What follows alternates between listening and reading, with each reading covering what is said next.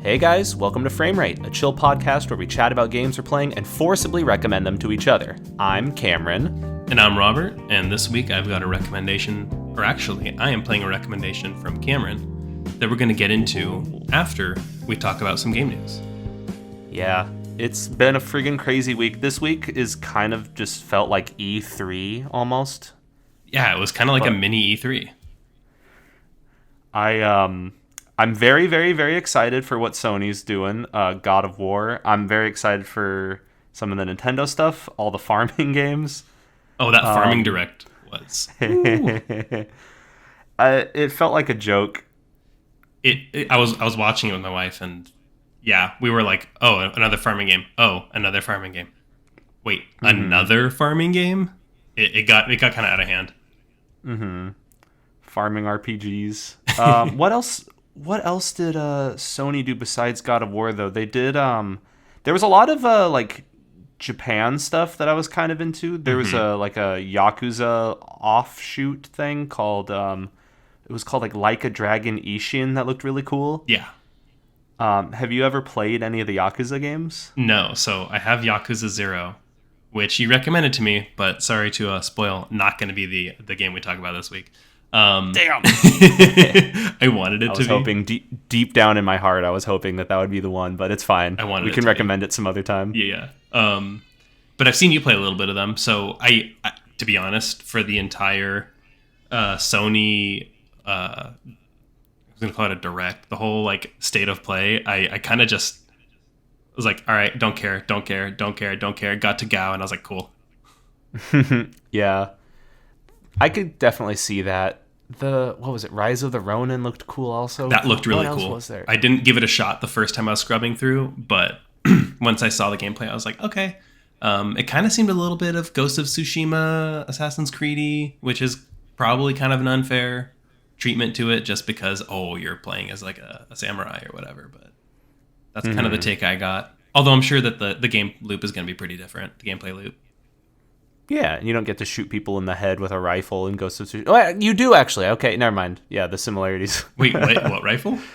Yeah, you can have a rifle in Ghost of Tsushima, right? And shoot people in the head with it. I don't know if you're trolling, because I don't remember that. I'm pretty sure you can get a friggin' rifle in that game.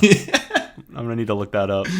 That's awesome. Yeah, they had a Tekken reveal as well, which I've never really been into Tekken, but love that for people that do. I've got a lot of friends that are really into Tekken, and I tried, and I suck so much. Tekken is really friggin' hard to play. Like, the people who are good at Tekken, like the pro players, are people who've played, like, Tekken 2, like, way back in the day. There's a tech in that game called the Korean Backdash, where you have to, like, spam, like, perfect, like, inputs and be, like, crouching down while moving and stuff. It's really friggin' hard to move in that game. I just tell people, like, if the fighting game doesn't have platforms in it, then I suck. Yeah, I was gonna say. I mean, it's no Smash Bros. That's your bread and butter right there. Although they added Kazuya into Smash. Oh, doesn't he kind of have some like Tekken-esque combos? He does have some stuff that's pretty hard to do. In Tekken, there's a technique called Electric Wind God Fist, which is like a one-frame input. I was about to say, correct me if I'm wrong, but right now I feel like I could say whatever I want, and you'd be like, oh yeah. I would be like, oh yeah, totally. That name didn't sound made up. And it sounded so made up that I was like, Oh yeah. That's probably real. He wouldn't make that Kazuya up. Has a frame-perfect fart input that you can do. Yeah, fart dashing. But you can do the same like Wind God Fist thing in Smash Bros, and it's really busted in Smash Bros, because like, if you're really good at it and can do this like frame perfect move and spam it on people's shields, like I believe that you get to act before they do, and you could do it again. And if you connect with it, they're stunned and knocked up just right to where you can just like jump up and up B them and kill them like really fast. Jeez. Yeah. No, that's Tekken. I'm not good at fighting games. Is hard. And I lived with you for 4 years. Still never got good. Just said nah. You didn't get sweaty at Smash Bros. Melee? Not my thing. No, I tried. I'm going through some of the games right now. I don't recognize what Stellar Blade is at all. Do you? I think I skipped over that. That was the one that was kind of... A lot of people were saying that it looked a little bit like Bayonetta, I believe. Oh, yeah. I do remember that now. It's probably going to be fun, but at the same time, it's like there's so many other games, it's going to be hard to like dive into that one without knowing more about it. It's one of those, like, I'll play it on a recommendation, like, in or outside of the context of this podcast. Yeah. But no, for me, totally. I I remember seeing that and I'm like, oh, that looks cool, but do I really have the time for a game like that when I already have a whole backlog? Like, I'm catching up on a bunch of games. It's too many games. I feel like that is going to be like one of the general like points that we come back to a lot on this podcast. The discussion being like, we've got so many games to play, like, and then we're gonna even be recommending even more of them. But yeah, the concept of just like, I've got a backlog, let's actually get through it. Yeah, and then also not treating it like a chore, because I did that and I don't think I really enjoyed BioShock the first time I tried playing through it as part of my backlog. Mm-hmm. Whereas like last December, I just said, I'm going to sit down, and I took off like the week between Christmas and New Year's and said, I'm just going to enjoy however many games I can. And it was a lot more fun going through my backlog, but with that mentality of like, I'm not going to play a game just to get to the end point if I'm not going to enjoy it. Yeah. I think having a discussion about it afterwards could almost be something that's like cool to look forward to. So each game you could then play it through that, like almost like an altered lens. Like, you're not just playing it to enjoy it, you're playing it to be like, oh, well, let's talk about it. Totally. Like mentally taking notes. Yeah. Yeah. So God of War, the controller that I kind of want, but I already have 2 controllers, so I don't really need that. That did look pretty cool. I still need to get a PS5. I forgot you don't have one. Yeah, I want to get one for God of War. I haven't been too enticed by any of the other games, and I haven't been much of like a PlayStation or console player. The only console games that I've played recently were Kirby. That one's pretty good. The Forgotten Land? Forgotten World? Yeah, Forgotten Land. That one's pretty good. Yeah, but I didn't play it, but my wife did, and which I'm gonna just drop it for whoever's listening. Whenever I say Ash, I'm talking about my wife. Yeah, it's so professional. My wife. Yeah, no, my wife. My wife would like that game. Yeah, a very professional sentence of my wife played Kirby. Yeah, I mean Kirby's like right up her alley, and I don't like or dislike Kirby games. I don't think I really played anything besides the N64 one, like at a friend's house. So it's good too. Yeah, and I remember it being super fun. But I sat down, I watched her play a little bit of it. I'm like, oh, this looks cool. But I think that's when I went back to playing like Dead Space 2 or like Metro 2033. Little different tonally. Yeah, these games that are like too cutesy and colorful. Well, that's like right at the beginning of the pandemic. Animal Crossing New Horizons came out the same day as Doom Eternal. So Ash and I, we're both playing our own games. I'm like in our office playing on my computer, coming out sweating with my heart rate at like 120, and I'm like, Ashlyn, like I swear I came out of that room like Napoleon Dynamite doing his like dance routine. And then she's like some Gatorade and spilled some on your shirt. Yeah. And she's just sitting on the couch like so peacefully, like oh yeah, look, I'm fishing today and I can only do so much because they try to drip feed you, but it's pretty fun. So very, very different tones in terms of games that we like, but you know, there's plenty of crossover.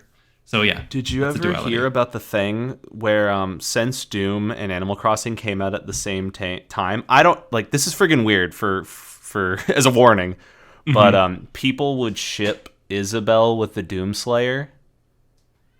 Have you ever heard of that? I haven't seen people shipping them. I've definitely seen people like drawing them together, like yeah, they're friends. Like she's inviting him to Smash or something. And I don't mean like that. I mean like she wrote a letter to invite him to Smash Bros. Ultimate.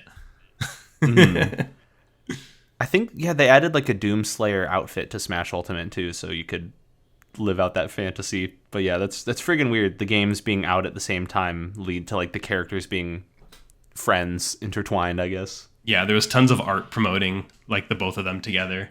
I don't think there's anything official, but like everyone was aware. Oh yeah, these games are coming out, and it's very funny because they're very opposite ends of like of the spectrum in every sense you could think of by any metric.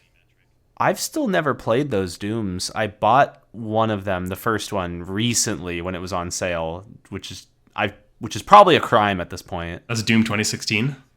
Yeah, that's a fun game, especially for you. Just play it on Nightmare mode or whatever the most difficult difficulty is. Nightmare. Because that game was actually pretty easy compared to Doom Eternal. Doom Eternal like cranks everything up. It's much more fast paced. I think we're kind of straying from game news, but oh yeah, well we're just shooting the shit. Yeah, totally. But yeah, no, I like. They're both quality games, and I think they're both better than each other in different aspects. But when you go to play Doom 2016, you probably just want to play on the hardest difficulty, and you'll probably enjoy it the most that way. Okay, good to know. I'll be a real sweaty gamer then on that. Yeah. I guess segueing back to the news, for sweaty gamers, how did you feel watching the God of War trailer? I don't think there was anything in the state of play that I was really hyped up on. I was like, they're not gonna like. I don't know. I just was like, I just want to see what they're announcing, what's coming out, what are they hyping up. And I saw the God of War thing. I'm like, all right, that's cool. Let's go. They showed Thor in the trailer, which I feel like we saw Thor in some other promotional work before, but I don't know for sure. Yeah, they released concept art of Thor a while back, and people were upset because they thought he was too fat. Right. But like Thor thematically, or like the Thor lore, is that he's generally kind of an asshole, and he's just, you know, like always like feasting, and I think he's like gluttonous, but also like short tempered. Yeah, I think there's a lot of influence from like Marvel, for better or for worse, in terms of like interest in Norse mythology and this Thor's not blonde. What the heck? When does he do his workout and get really buff and work with the Guardians of the Galaxy? Yeah, Thor's in there, but there was no Iron Man. What the fuck? I'm excited for the game. I don't know, like when the first God of War, and by that I mean like the most recent one. When that one came out, it kind of reset my expectation for video games, for difficulty, for combat systems. And I was like, this is kind of the pinnacle of games. The continuousness, the continuity of it, you know, it's continuous cameras, no true loading screens. Which they hid in a mostly clever way, but once there's no dialogue to mask it, comes off a little cheap. But overall, you know, like, really, really loved every aspect of that, from the combat to the puzzle to the story to the cinematic. So what's God of War Ragnarok gonna do? Like, is it really gonna take something to a new level, or is it just gonna kind of be like Forbidden West was to Zero Dawn, where it's like, we've improved the game and made it worthy of being a sequel, but it's not breaking many barriers anymore. Like they already done it once. That's my theory for what's going to happen in Ragnarok. Full disclosure, I guess, before we continue further, is I was a tester on the previous God of War, God of War 4, if you will. Gow. I think a big complaint that a lot of people had for that game was lack of enemy variety, and I think also, I mean, the story was pretty good, but at the same time, it's almost like, okay, and what next? What more? I think one complaint that I had playing through it was it felt like you go to like this realm and that realm, but you don't get to see like all the realms, and it would be cool to like visit every realm at least once. And I think they're gonna probably like fill out the world more. Everything that I've seen, it looks like they're still in the same location, which is that like Midgard. Midgard is from Final Fantasy. They're in that Lake of the Nine still. From what I can tell, like I was pausing during that trailer to see if I could like recognize familiar locations. They do go back to Alfheim, which is where all those gosh dang elves are. It looks like when they're fighting, like it looks like when Thor and Kraton are fighting. It looks like the water level's a little lower, and you can see like the temple still behind them in the background. So my theory is that they expand the world even further from the first game by just lowering the water again. In God of War 4, you enter the lake and the water's pretty high, and then you lower it a little, and then you can explore the shores. And then there's another part like halfway through the game where the water lowers a second time, and you get to explore those shores, but in like an entirely new context, because like the world is filled out more. My theory is that water's going to go down even further in the new one, because everything I've seen a lot of like footage of like kind of cool looking, but very like kind of watery areas. It's like it's like the water temple from Ocarina of Time. Is what I'm trying to say. But it's it does look pretty fun. Or it looks cool. Like I'm seeing like increased like traversal moves too. Like he's like swinging the points and stuff. Well, I didn't notice that. Yeah, like he like leaps over like a big gap, which I thought looked pretty crazy. So I'm interested to see the story stuff more. Yeah. Yeah. What's up? So how many times do you think you've played through that campaign? Ballpark. Which already says enough. So I would say like 100 is maybe ambitious. It might be like 90. Okay. Maybe 100 actually. Maybe a little bit more than 100. I was on God of War for a while. Well, and then you also like played it on your own own PlayStation and then on your own PC. Yeah, I platinumed it on both because I was like, oh, I'll just play it again. I'm so obsessed with platinuming games. It's a real problem that I have, and whatever game you recommend me, I'm going to probably try to 100% it. Just today, this is me straying from the news again, but you're going to be glad to know that the most recent game that I beat was the Destroy All Humans 2 reboot, and I 100%ed that one. And some of the achievements in that were some bullshit, man. Yeah. There was one where it was like on each of the levels you have to destroy a toilet. I was like, okay, you just got to find and hunt down toilets. I remember one achievement.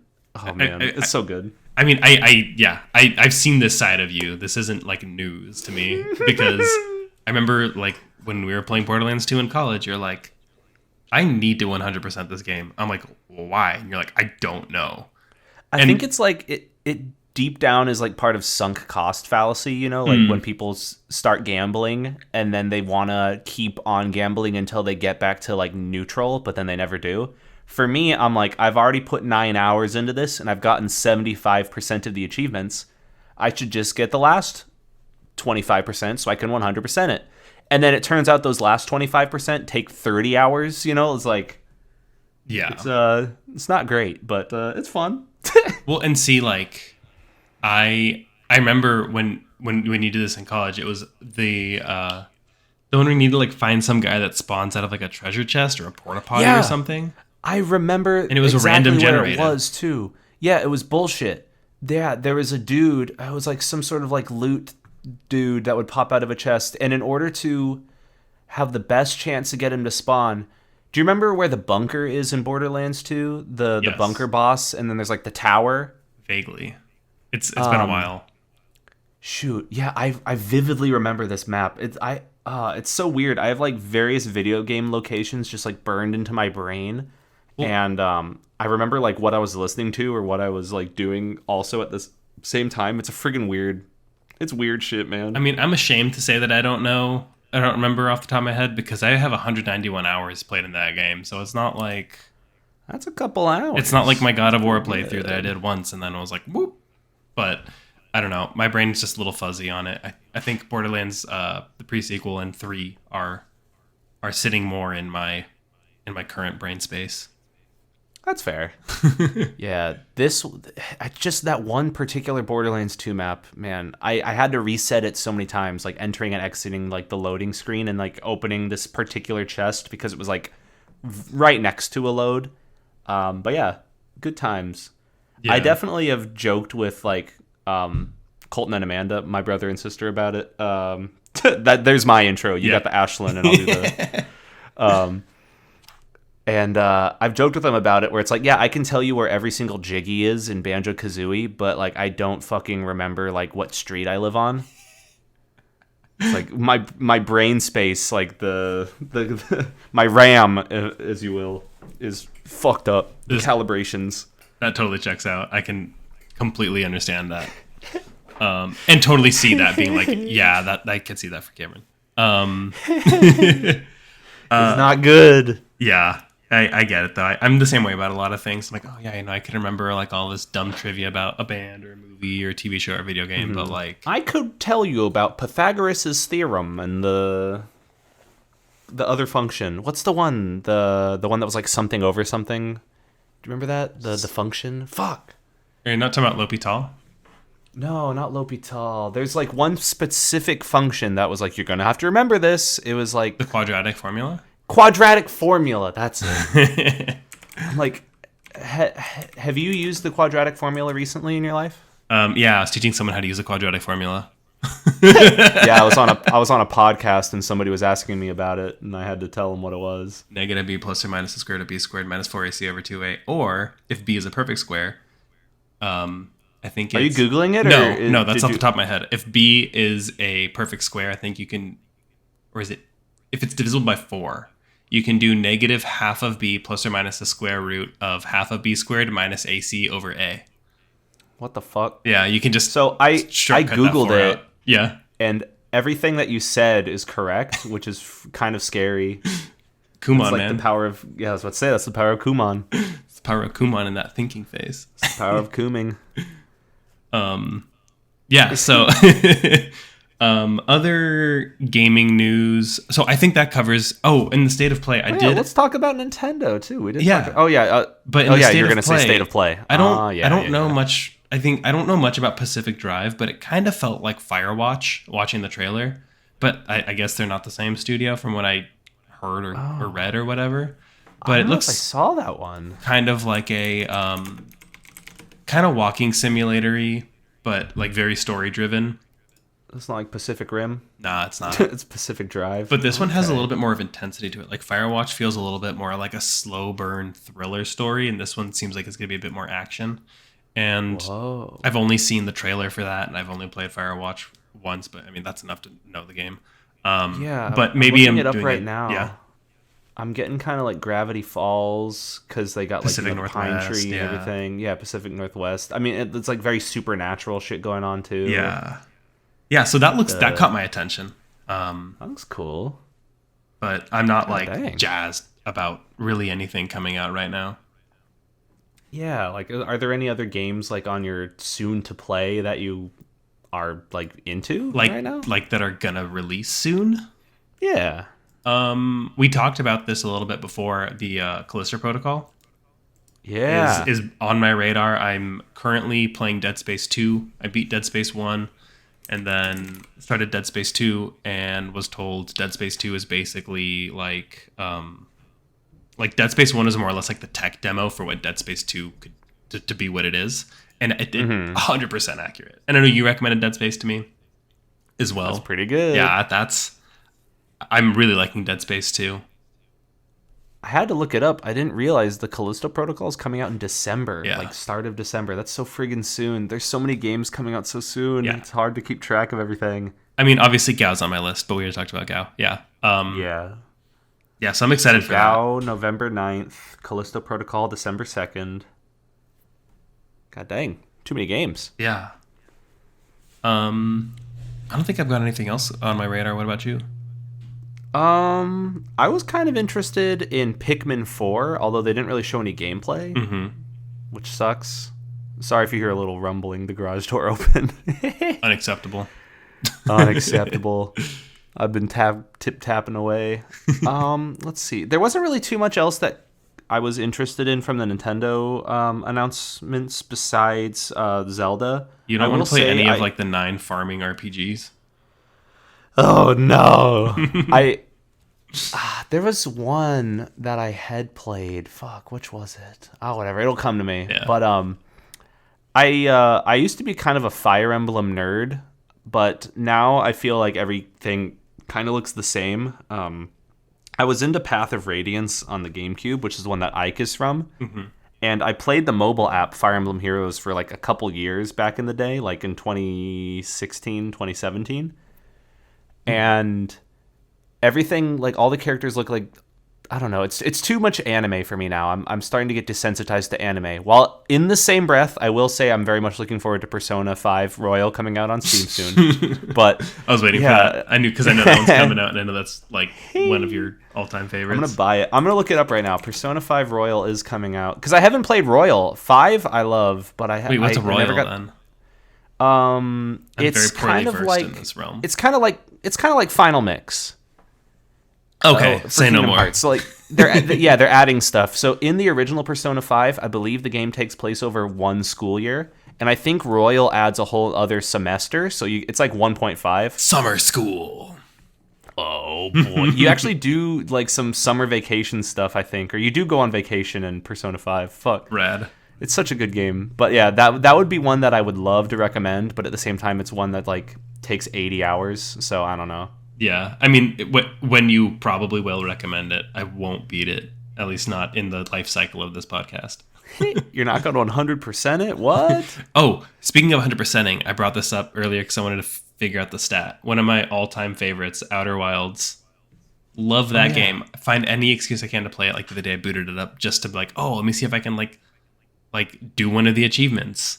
And I couldn't, and I was like, that's okay. I have 25% of the achievements. I've got almost none of them, and my point being, I'm the total opposite side of that spectrum of like, you're like, I need 100% it, even if I don't like love the game. Where I'm like, this game was really fun. I'm done. I don't need to get all the achievements. Yeah, for me, it's almost like I played it and I beat it, and then afterwards I look up like, oh, is there like a fun little, like, I had so much fun with that. I would love to keep playing. And then I look up like, oh, is there a little checklist? And it turns into like modifiers on your play style where like, oh, like there's an achievement for beating the first level really fast. Oh, I'll try that, you know? And then it's like you get more playtime out of a game that way, for better or worse. Yeah. Sometimes achievements are friggin' evil though. Like, oh, play through the entire game again and play like, it on the hardest difficulty. Yeah. Yeah. Sometimes like that's really fun though. Yeah. I recently 100%ed Spider-Man again, because that one came out on PC, and that was another one I was a tester on, and I got every achievement except for 2, which were beat the game in New Game Plus and beat the game on Ultimate difficulty. So then I combined it into an Ultimate New Game Plus playthrough, and it was really fun just like only doing the main story and skipping every cutscene and just blasting through everything. I'm going to be honest, I also skipped every cutscene on my first playthrough because I'd watched them like 100+ times also. Right. But yeah, that's it's weird. And yeah, I guess they changed his friggin' face in the remaster. Yeah, there was some drama about that. Like people really cared. I don't know. I don't know the nuance of why they did it or whatever. I think they just wanted it to look more like Tom Holland potentially, or like the original face was like something maybe that they settled for. I don't know fully what the story was, but I mean the face does look good. It's just I wasn't used to it. Right. But yeah, it's fine. Yeah, it's good. I never really thought about like New Game Plus from the perspective of like, I'm not gonna watch the cutscenes again, and I'm not gonna do all the side quests, because that really does like, you know, like if I were to go do like Forbidden West, which I beat a couple months back or a month or so back. If I were to go play it again, I would absolutely probably skip all of the dialogue and like it screw turns it into a speedrun playthrough. It's fun. Yeah, I would consider that. Yeah. So I did that for the first Horizon. Actually, I did a New Game Plus Ultimate to get the final achievement in that, and did a speedrun in that. So it was fun. Nerd. Sorry, I cut you off though. No, that's cool. I don't. If you had something to add there, that's fine. I was just gonna say like, let's move on to my most anticipated like anything video game news in the longest time, which is Legend of Zelda. Yes. Tears Breath of the Wild. Of the Kingdom? Yeah, Tears of the Kingdom. And so clearly they picked this word to be ambiguous between tears and tears. And if looking at the art, there's plenty of depictions of it being tears. There's also probably like some sort of symbolism of like the world being torn into these multiple levels. But it sounds like you agree. We're calling it Tears of the Kingdom. Yeah, I'm leaning towards tears. I remember in one of the trailers they showed like a water drop and then that like reversing upwards. That's a good point. I remember that now. That's a tear. That's a tear. Oh, yeah, it looks really. I mean, I like the look of the world. I can't say that I've really seen much else though. Yeah. But I really love the idea of the like the world above and the world below, and like kind of have like sky islands. I just love the look of it, and I will say also there are so many people that when talking about open world game design reference Breath of the Wild, like that has to be like one of the landmark video games of the last generation, or of this generation, I guess. Absolutely. Like everybody in when talking about like game design, it's like they always fall back on like, well, Breath of the Wild did this. So it's going to be very exciting to see like what the next entry looks like. Breath of the Wild did two things wrong, in my opinion. Ooh, okay. One of them is very subjective of not having temples in the traditional sense, which is, I understand, a very deliberate choice to really break out of the usual Zelda like paradigm or whatever. Mm-hmm. But I missed the temples. Yeah, I feel like the only time that temple itch was kind of scratched was because when you're fighting the beasts, you get a little bit of like temple-ishness to them, where like they're their own like place, I guess. But and then like the Hyrule Castle, yeah, each of the shrines was like pretty short. Yeah, the whole temple like uniqueness was lost, but the world regions being very unique, I think, made up for that aspect of that. Oh, the world is your temple. Yeah, I mean, you know, My it's body like is a temple. I don't know. I mean, I could talk about Breath of the Wild all the time, or all for any time for however. Well, now's long. a great time to do it too. I mean, Tears of the Kingdom. Yeah. What was the other thing that I was gonna say that I didn't like? And Yeah, was it shrine related? no, or? it was enemy diversity. It's just like we're just gonna yeah. change the color, and now they've got more hit points. Which Hopefully that's something that they resolve in that also. Like that was like a big complaint with the original God of War, big complaint with Breath of the Wild. Like you just have like the same couple of enemies and then you reskin them or rename them. and those are two like really like highly renowned games for their genres too. Yeah, what does that say about the game kind of like landscape where like some of the best, most reviewed games of all time have like a enemy diversity problem? Yeah, and I mean, I think I'm being a little selective in remembering the Zelda enemy diversity, because like thinking back, I'm like, oh, you know, they have like a decent variety, but the fact that you just start running around killing like moblins and gobblegoolins and whatever, like Yeah, the gabagool. the gobagools, and then Yeah. oh, and now they're undead. It kind of made things feel repetitive. But if you kind of like zoom out, you're like, oh yeah, but you know, like bosses aside. There were like those like lizard guys, all the bats, Yeah, there's the lions, there's the robots. the Lionels, yeah.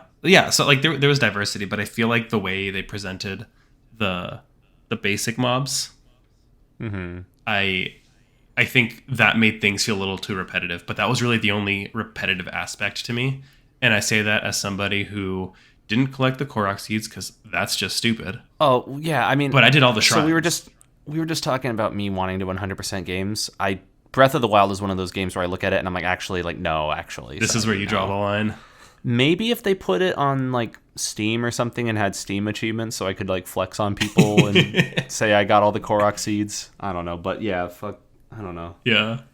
That's a weird thing. Like the drive to collect on 100% is like also kind of fueled by achievements, and on Nintendo consoles they don't really have that. So Yeah, kind of a bummer. just beat the game and move on.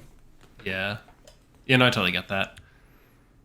Yeah, so Tears of the Kingdom, to get a little more specific on that game and what we've seen so far, this is the game that I cannot wait for. Breath of the Wild was a game that I played when I was like in a very like stressed mindset, like in and outside of work and just life in general, where I was like, this is my way to detach and like unwind. And kind of get lost in the world. yeah. And so I, you know, can't wait for the next game in that we've been waiting for what? Like, it's going to be over 6 years by the time it comes out. That's crazy. It doesn't even feel like it's been that long, but it has. I mean, we've been spoiled with a bunch of other really good games. So, yeah. for what it's I worth. mean, Breath of Wild has influenced so many open world games since. Like Genshin Impact. Yeah, By like influence. like Fortnite. That's a pretty good open world game. Well, Genshin Impact, people like genuinely say, oh, this is basically just a Breath of the Wild clone. That's weird because for everything that I've heard, it sounds like it's like an anime gacha game. Yeah, but it looks, Yeah. it plays a lot like Breath of the Wild at the same time. So what you're saying is we have to play it. I don't know. I'll need to get someone to recommend it to me. Oh yeah. I don't know anyone that plays it though. Yeah, it's not going to be me. I've heard that that community is like kind of wild, one could say. I mean, not like Breath of the Wild, but just kind of like, I don't know. Like horny? Yeah. I stumble across whatever makes it to the front page on Reddit from their subreddit. Oh, they show up on the front page? Yeah. Every so often. And is it just like horny posting? It's like, I drew this character in a very titty outfit. And I'm like, all right, cool, man. It's just their default outfit. I mean, it might be. I don't know. I don't play the game.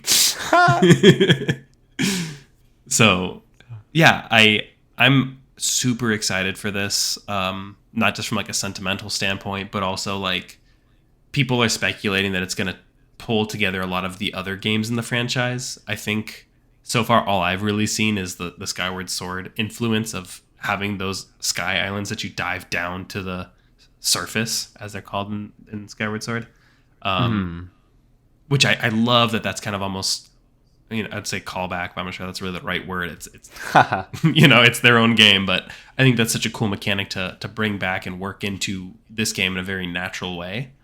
And yeah, it opens up the world to be huge. Like take the map of like Hyrule and then add a layer above it, and then with people, rumors are rumors. So take this with a grain of salt or a ton of salt, whatever. Rumors of there being like an underground system aspect to the game too. Like, I'm really excited to see how they can take a map that people have played hundreds of hours on. Not me. I think I played like 70 or 80 hours of that game, but other people play hundreds of hours of this game, and still give them something that feels new, even though it's the same map. Really transform it and really make it attached to this previous game in a way that I don't think they've really done that before. Like if you look at Majora's Mask and Ocarina of Time, it's a sequel, but it's a completely different map. Yeah, I think the only instance of them doing like a same-ish map is when they did that one on the 3DS. What was it? You can walk on the walls. Link Between Worlds. On it now. Yeah. And that was kind of like a sequel to Link to the Past, right? Yeah. I didn't play Link to the Past. I only played Link Between Worlds because it came with my Switch. I know. Blasphemy. Woo! Link to the Past is quite good. I played it on Game Boy Advance, funnily enough. They did it's originally on SNES, I believe, and then they did like a Game Boy Advance port of it. So I played a good amount of like NES and SNES games on Game Boy. Well, it's available on the Switch with Nintendo Online, which I have. So oh shit, I have no reason to not be playing it. Oh, you just reminded me of something that I wanted to talk about. Let's go. Oh. They updated the Nintendo Online. I don't have the premium one that because I bought the Mario Kart DLC, so like the Nintendo Plus Online Premium doesn't really interest me too much. But they announced that they were bringing Mario Party 2 and Mario Party 3 to the premium. So I'm friggin' stoked. I love Mario Party 2 so much. Oh yeah. I play Mario Party like with my sister a lot, and goddamn. I mean that's Mario Party 2 is our favorite. Mario Party 2 and 3 are like whenever we're hanging out with friends, it's like if we really want to prepare and we really want to do something, I know you're always like, I can bring Mario Party 2 and 3. I can bring my old ass N64 over if you want. But no, because Max has an N64 and he's always down for that. Let's go. So, we've got one at our place too, and some of the controllers were breaking, and we actually replaced the joysticks on these old ass N64 controllers. It's awesome. Dude, those kinds of projects are so much fun. Yeah. Oh man. And then the game is good too. Yeah. Did you know that people used to like injure themselves playing Mario Party 1 because they would play minigames where you had to rotate the stick, and they'd put their palm on the stick and spin it really fast, and it like would like burn their hands, and Nintendo had to like send people gloves. Yeah, I remember I think you told me about that once actually. That I don't remember, it was like one specific minigame too. We were playing it and you're like, "Oh, this is the one that people like hurt their hands playing." And I was like, "What?" Yeah, they fucking burned their hands, man. It was like the eraser game, but in Mario Party. But in digital. But it was real. Oh man. But yeah, back to the cooler Nintendo games, because Mario Party's cool, but I mean it's no it's not that cool actually, but it's no Zelda. Yeah, One thing I wanted to pick your brain on was, how do you feel about the time reversing stuff? They showed some more of it, but like not too much. I I think I have enough faith in the developers that I'll eat up whatever they give me. To be honest, Because they did a really good job with like freezing time and like stasis. yeah, But I'm wondering, and they've showed off stasis in the new one too. But yeah, I'm wondering exactly how the hell they're even gonna like do like the time reversing. I Because like they showed him like flying back up into the sky too on something. holding I wonder onto if a you, rock. Yeah, maybe that's a tier, and you have to reverse the time on the tiers to go, and they fly up and assemble the kingdom. ooh, Write that down. got it. Oh man. Yeah, you wrote it down. Okay, Yeah, all right, no, I good. got it. We got that. That's documented. Got it. Said that.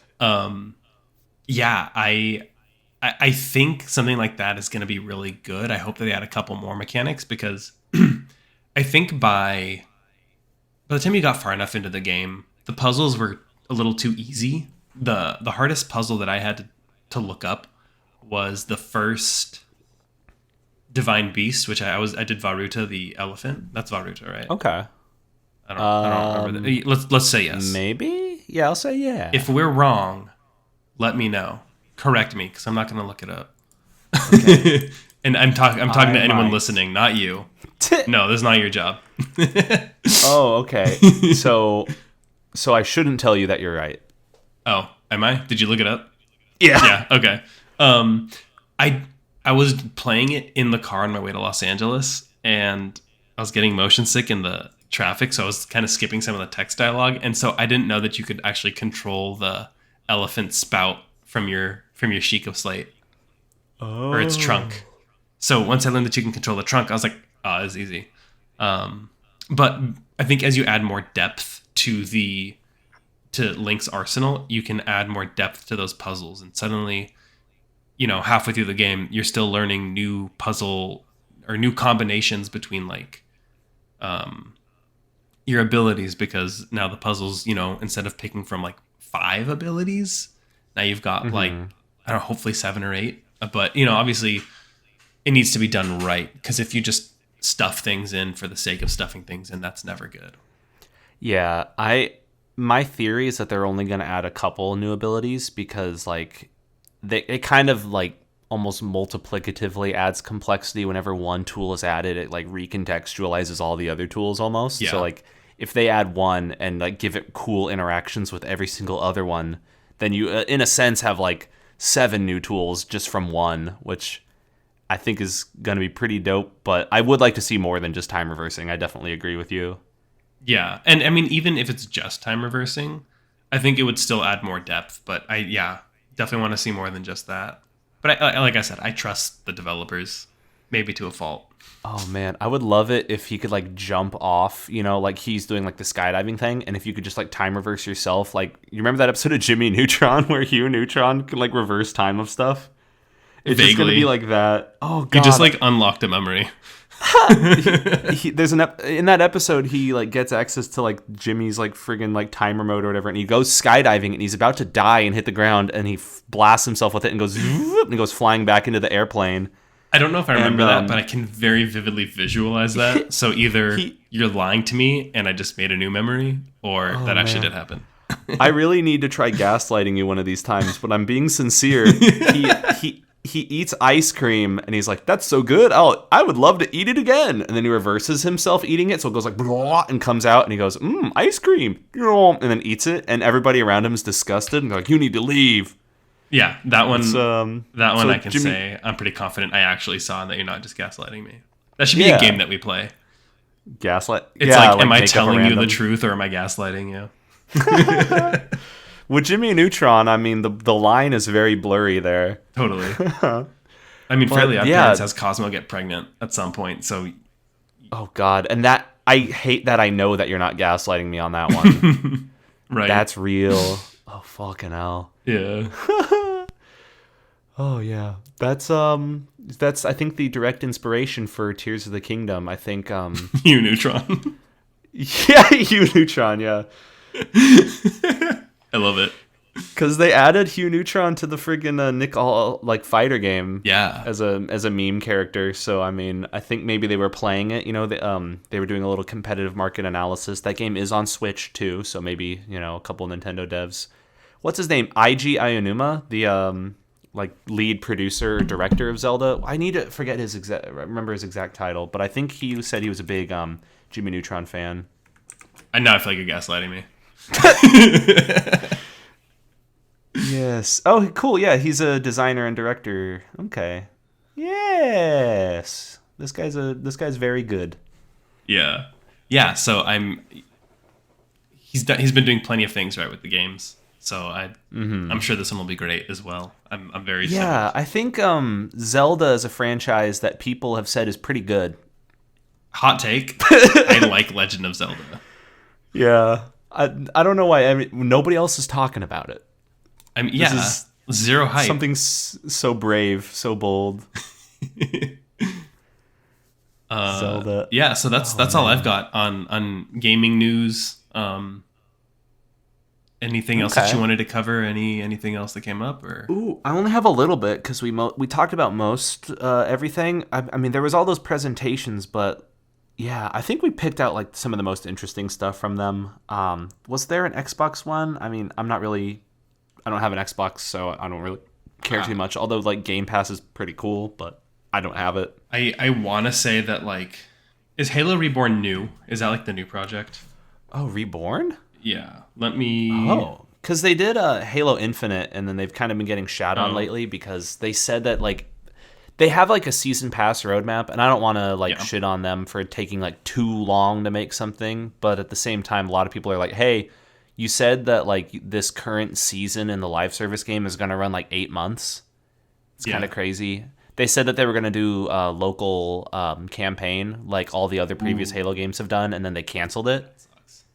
So it's a bummer. I mean, I don't know. I just feel like sympathetic towards the devs mostly because I didn't buy Halo Infinite, so I don't have any like, you promised me this and you're failing to deliver. I'm kind of like I feel like we're both from the same perspective here. Like, we have no stake. We don't.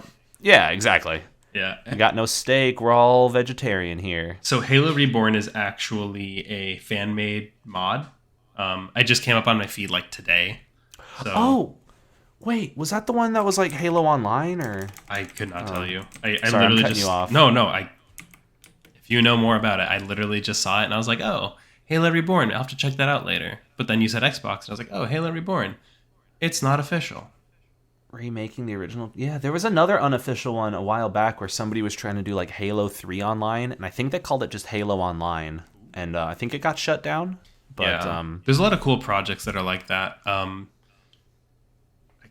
want to say Time Splitters is one of those projects, but I think it got picked up by an official I think that project got picked up by the official studio that somebody bought whoever made I can't remember the Time Splitters. Yeah. So I don't know. It was Free Radical for Time Splitters. Somebody acquired Free Radical, and I think there was talks of them like rebooting the game, and I don't know if that was going to be off the shoulders of the fan game that's in the works, or if they're doing their own thing and giving them a cease and desist. But I feel like Time Splitters is one of those franchises that we both really enjoyed, but like nobody else played. I don't know. Yeah. Have you talked to anybody else who's played it?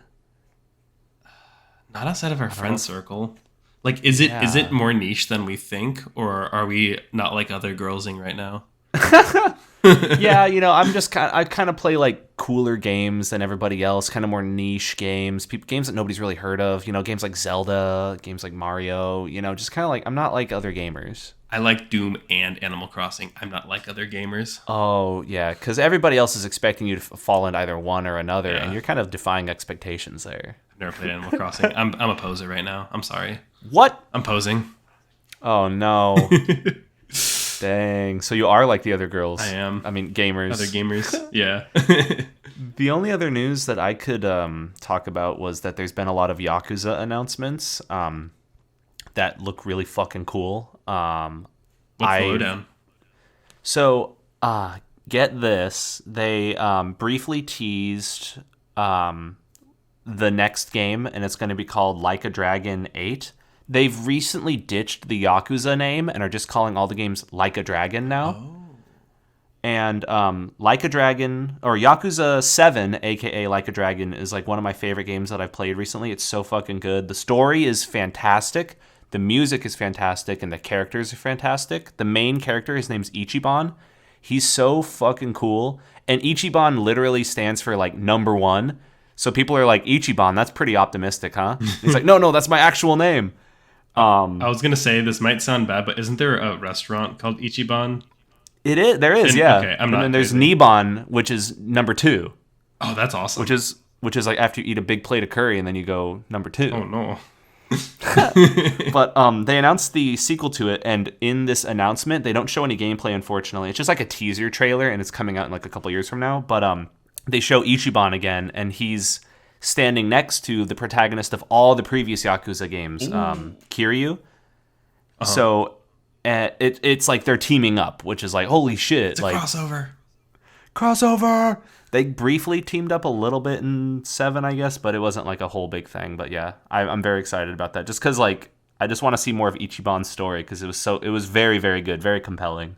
That's awesome. Yeah, I'm very excited for that. What else did they do? Oh, they recently brought the Judgment games to PC. I haven't bought them yet, but those are kind of like Yakuza offshoots. I mean, they're made by the same team, set in a lot of the same places, but it's like all about like solving crimes. It's almost like Yakuza meets LA Noire, I believe. Okay. And with a lot more like fist fighting too. The new games for the Yakuza are going to be like turn-based RPGs, but Judgment's kind of more of like a brawler, like the old Yakuzas used to be. Like Yakuza 0 also, like that's a brawler. Yeah. But yeah, I'm just excited about that. That's really all my Yakuza news, though. I think there was a couple other announcements, but those are some of the biggies. What did those get announced as a part of? Like, did the developer do, or the publisher do like their own little mini presentation? I think they just did it like, yeah, they just uploaded them. Like, Okay. I don't know. I don't know where the hell they came from, these trailers. Like, they were just in my YouTube recommended, and I was like, what? Yeah. Well, because Say what? have you seen Amphibia yet? No, I That's still need to. actually an Amphibia reference now. Oh, it is? They go, say what? Yeah, I'm pretty sure that's what it was. Totally unrelated. But like in this whole like slew of announcements, actually, you're reminding me that Ubisoft did some Assassin's Creed updates. Oh, And yeah, they're yeah. doing Assassin's Creed Mirage, I believe, which is going to be like a more traditional Assassin's Creed game, in the spirit of like the original 3. Or I really, like the sound of that. yeah, really everything It's gonna before be the like- RPG ones.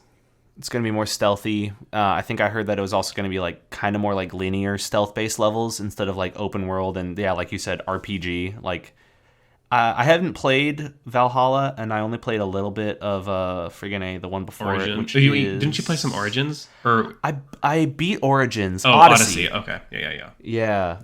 But yeah, like they're less kind of stealth oriented and more just like I'm gonna level up and get epic loot. You know what I mean? Like RPG. Yeah. I stopped playing Valhalla about like halfway through. It just got to be too much. I'll probably go back to finish it at some point, but It might not be worth. You could play cooler games. yeah. I mean, I might just straight up like beeline for the main story only, and then if I feel Ooh. captivated for anything else, then I will. But What you should do is just speedrun it and skip all the story and just see what happens. Like, see how you feel about it then. no, because there's tie-ins to Mirage.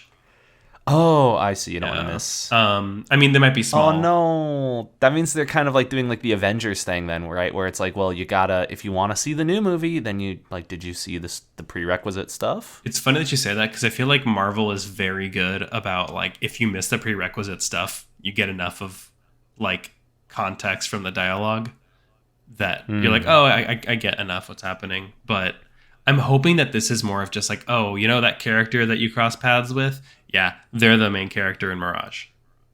And it's more like that. So it's like if you didn't play Valhalla, you'd be fine. But I'm excited for Mirage. It's a smaller scale, 15 to 20 hour game. And I think they said they were going to sell it at like $50 instead of $70 to kind of reflect that this is the scale of game that you should be expecting, which is an interesting move because, you know, like so many great games sell at full price despite being on the shorter side.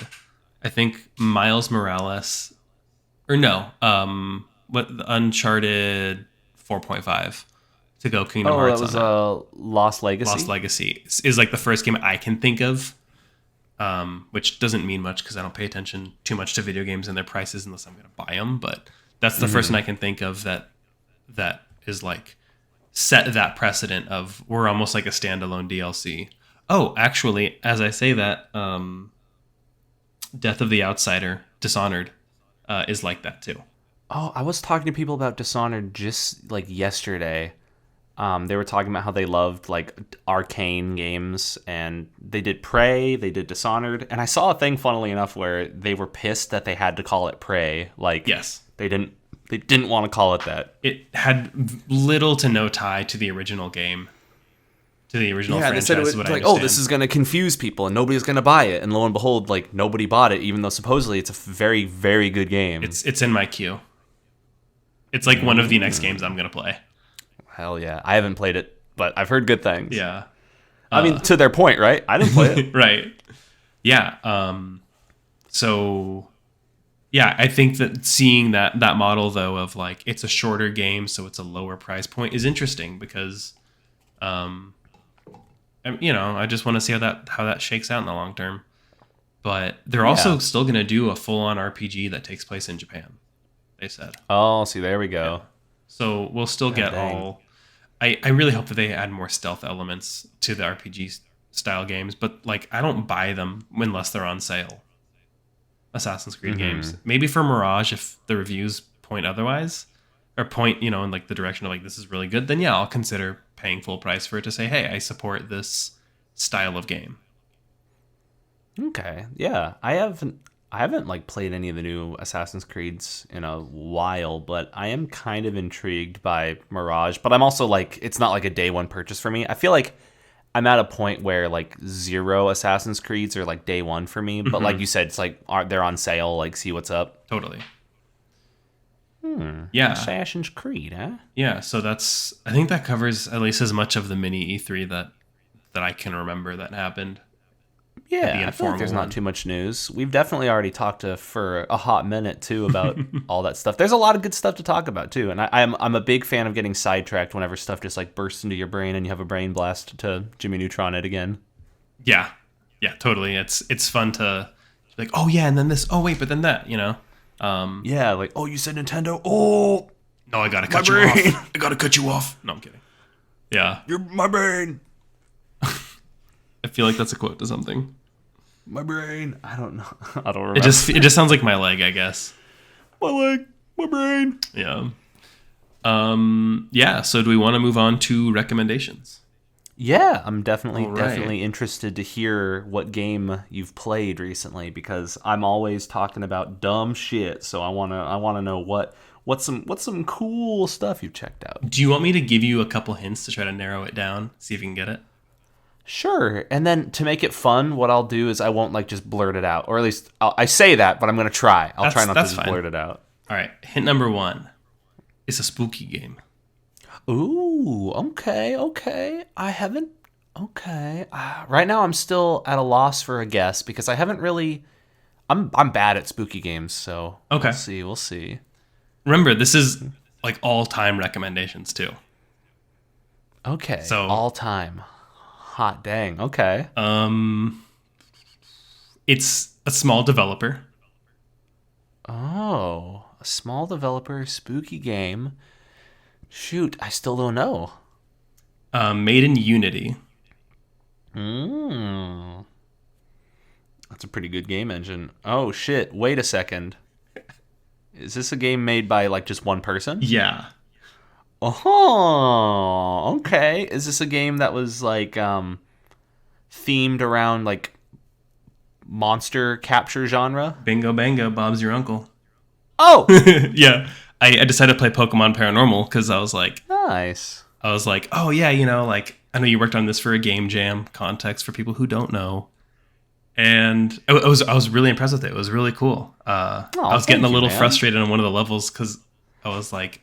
Yeah, the cave level probably. No, is the Gengar nightmare. level. Oh, the Gengar. In the city. I feel like I couldn't figure out the spawn points for all the keys. I think I did it like 3 times. The cave I got lost on once, but I realized I wasn't reading the maps and that was the intent of the maps. Like I saw the map the first time and I was like, oh, this tells me where I am. And then I saw them later on and I was in such a panic that I was trying to run away. So I didn't pay attention to them, but I appreciated that. What you did on the game, it was super fun, nice little quick text that you can click through at your own pace because I speed read dialogue when I'm playing video games. So that was really nice. Yeah, I thought you did a great job with that game. That's awesome. Thank you, man. I've gotten some feedback from people, and in general, a lot of people have said what you've said, where it's like, it's pretty fun. I like the dialogue. Pretty stressful. I want to know, what are your thoughts on the AI? Because I guess I don't want to let the full cat out of the bag, but let's just say that's one of my weakest areas. I mean, we talked about this a little bit, actually, before I even played it. And I didn't really hate the AI. I think there was some clarity stuff that might have been helpful of like, maybe you could see like drawing everything to the best game in the world, like in League of Legends, when Kayn is in a wall, you can see relative like where in the wall he is. Something like that to kind of communicate to the player would be really nice. Okay. I only played as Pikachu, but so I really liked like the ability, the flexibility of like picking up the flashlight battery to recharge your shock ability was sick, your Thunder Wave. But I think. Do you remember which version of the game you played? Sorry, I'm cutting you off. I don't remember. Do you know? Okay. I downloaded it recently. I made some changes. I think I played it like a week ago. Oh, okay, cool. Yeah, and then you're probably you'd be playing the most up-to-date version of it. What change are you asking about? I made it so that way when you shock an enemy with Pikachu, they turn yellow. Before they didn't. Mm-hmm. I did notice. It was very much like a lack of clarity thing, where like, are they stunned? Are they not? What's going on here? That was really, really nice, really helpful. Like to the point where I didn't even think to acknowledge it because I was like, this is just intuitive. I thought that was a really nice touch. Now that you were talking about it. Thank you. I think movement was a little like limiting. Like it felt meh. Yeah, you can kind of get stuck on walls there. Like the characters have like a capsule, and sometimes when that capsule brushes up against stuff, it feels like very easy to get stuck.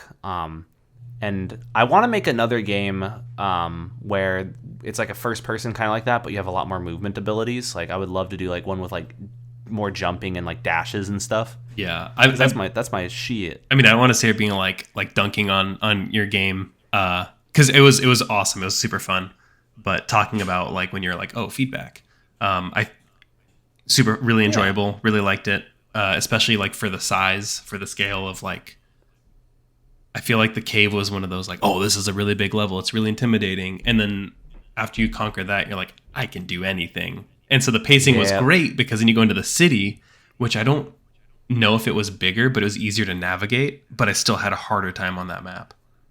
Oh, that's really interesting to hear. I would have anticipated the city being easier than the cave, but that's with character switching. Pikachu was kind of like the beginner-friendly character, where he has like the get off me move with his Thunderbolt, and he has the most battery life, and I also think the most health. Corellia is kind of like the glass cannon. Corellia can see everything through walls. So Corellia can see where batteries are, where keys are, can see where the baby is. Corellia can't see ghosts though, which maybe I should add that. I don't know. But then Pancham's kind of like the speedrun character. Pancham has the worst flashlight, but can punch through certain walls. In the cave, Pancham can break every rock. Oh, all those fucking rocks, Pancham can break them. And that's a low cooldown for that ability, right? Yeah, it's like a 5-second cooldown. Yeah. So you recommend that game? Thought it was great. Can't wait to see what else you do with that. Hey, thank you. I want to get back into working on stuff for it soon. Sorry. Yeah, no, you're good. You're good. But I figured I'd pick another game that you recommended to me. 2 games? 2 games. Oh, let's go. Because like I don't know. I think it'd be fun to have a conversation about Pokemon Paranormal, but I'd like to also talk about games that other people have also played, a wider audience. Yeah, we can talk about games that like don't suck. Ass.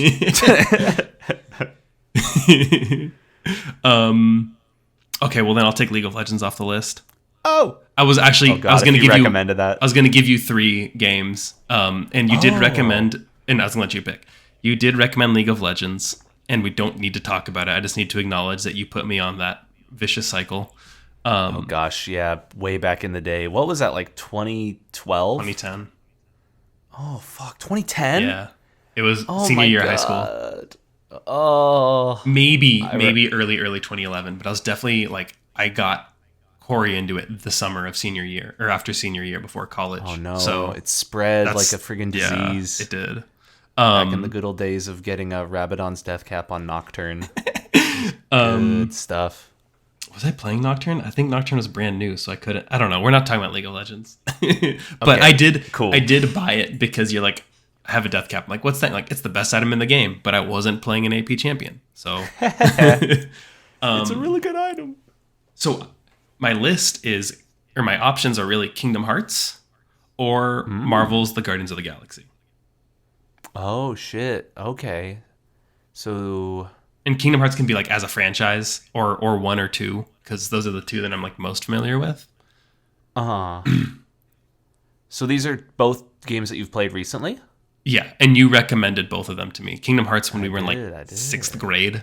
You're like, oh yeah, you want to borrow this game? I played it and I really liked it. I'm like, sure. And then it became an obsession. That game is good. And then the other one being Guardians of the Galaxy. Yeah. Shoot. Those are both such good recommendations. I know. Ah, man. Both Square Enix games. You're right. I didn't even think about that. Yeah. I think between the two, I guess I might be more down. Shoot, because I want to talk about both, but I knew this wasn't going to be a good option or a good choice. let's see. I'm thinking I haven't played Guardians in a while, so it's a little bit fuzzy, but Kingdom Hearts is something that I have a bit more like just general knowledge on. Okay. That's fair. So it might be better to talk about Kingdom Hearts, but I'm also still down to talk about Guardians of the Galaxy too if we want. we can do it however, yeah. Okay. Yeah, so you recently played through Kingdom Hearts 1? Not like super recently, but yeah, like recently enough. And it's also like something that I played through so many times that I like I would, if I were to get a dumbass tattoo, it'd probably be something dumb like Kingdom Hearts is light. Get a little crown, just that, No. like the little Kingdom Hearts crown. It needs to be the cheesy line. Get a tramp stamp. I can't believe how great Kingdom Hearts 1 was to then like look like dog shit for Kingdom Hearts 2 to come out. Like Kingdom Hearts 1 had decent controls, fun leveling system, good fire or freaking Good spells, Thundaga Thundagas, spell. good Firaga, yeah. Good like it had everything you needed. You had like your physical combat, your magic combat, your summons, the basics, and it was super fun. And I just, that's a game that I just, every time I sit down and I'm like, I just need a nostalgia, like a nostalgia trip, it's Kingdom Hearts 1 and 2. And I watch the cutscenes. Let's go. I think because you can't skip them in Kingdom Hearts 1 at least. No, but in like 1.5 and 2.5, you totally can. Oh, okay, cool. But I don't. They're just, yeah, there's something about Kingdom Hearts 1 too. I specifically remember like seeing commercials for it and wanting to get it. And I remember being on the drive home and like opening up the case and like looking at the instruction booklet inside and being like, oh my God, I can't wait to play. Because I think they were playing commercials for it and it was doing the song, like when you walk away. You don't hear me say. Yeah. Familiar. It was so good. Yeah, there was like that scene where like Riku is on Destiny Island and he's like holding his hand out and like the darkness is like swirling around him or whatever. And that one was like played on loop in the commercials as well. Dude, legit. Oh, man. Easiest way to like kind of get me teary-eyed is nostalgia trip of the intros to those games. Aw, watching Sora just fall multiple times. The most nonsensical bullshit anime music video. Like, but it, I don't know. There's something about like, it just brings me back to being like I think it was the summer between like 6th and 7th grade that you let me borrow it. And I was like, I was like, oh, this is so cool. Like, you start on Destiny Island and you go to Traverse Town, and both of them are like original to the game. So I didn't really know what I was getting into. I saw there was like the Disney influence to it, obviously. But then it's like, oh, yeah, now you're going to go to. The two options were Alice in Wonderland or Hercules. Yeah. And then I was if you go to Hercules, you get your ass smacked. Yeah. Because Hercules is really hard at that point. And then what sucks is, like, in the early game, it's like the worst time to make your game pacing like as slow and as punishing as possible. Because early game Kingdom Hearts is really tough. And especially in like dumb ways. Like, I'm going to find my gummy ship to Hercules because there's a 50% chance that you do that. And there's a 100% chance that I did that on my first playthrough. And I got absolutely smacked. So I need to fly my gummy ship back to Traverse Town to fly it over to Alice in Wonderland. And it was so, like, boring to have to pilot that. I just hate that you have to get to friggin' like Tarzan in order to get Cure. Like, it takes so long to get Cure, and up until that point, you're chugging potions and praying that Donald's not dead, but he already is. Yeah, and there's so much depth that's hidden in the game that, like, I don't think you realize until you want to, like, if you're the kind of person that wants to go, like, click through menus instead of playing a game, yeah, you're gonna know how to play it, but, like, it takes a while. It took me a long time to realize, oh, I can go modify how I want Donald to play. I think even in Kingdom Hearts 1 they have it. No, 2 does. But I think you could do a little, 1 does, yeah. Yeah. You could do like I want him to heal me. I want him to prioritize this, like if you only have one magic bar left, which I think the magic system also sucked in that game. Like good and bad, but I think overall the way they fixed it in the future in the future games was better. But the way that magic system worked, like, you could say Donald needs to save 1 heal for me. Oh, you could do that? I think so. I think you could say something. Maybe. That's crazy. Either that or that's really good. The second one. I forgot how advanced it is in that case. I would love it so much if those didn't do anything, but they just put them in the menu to, like, make people think that they had more control. Yeah. What I really liked also was that you could also, I think it was you could hit select triangle to get your party to be more aggressive during, like, boss fights and stuff. Or really any fight, but especially boss fights.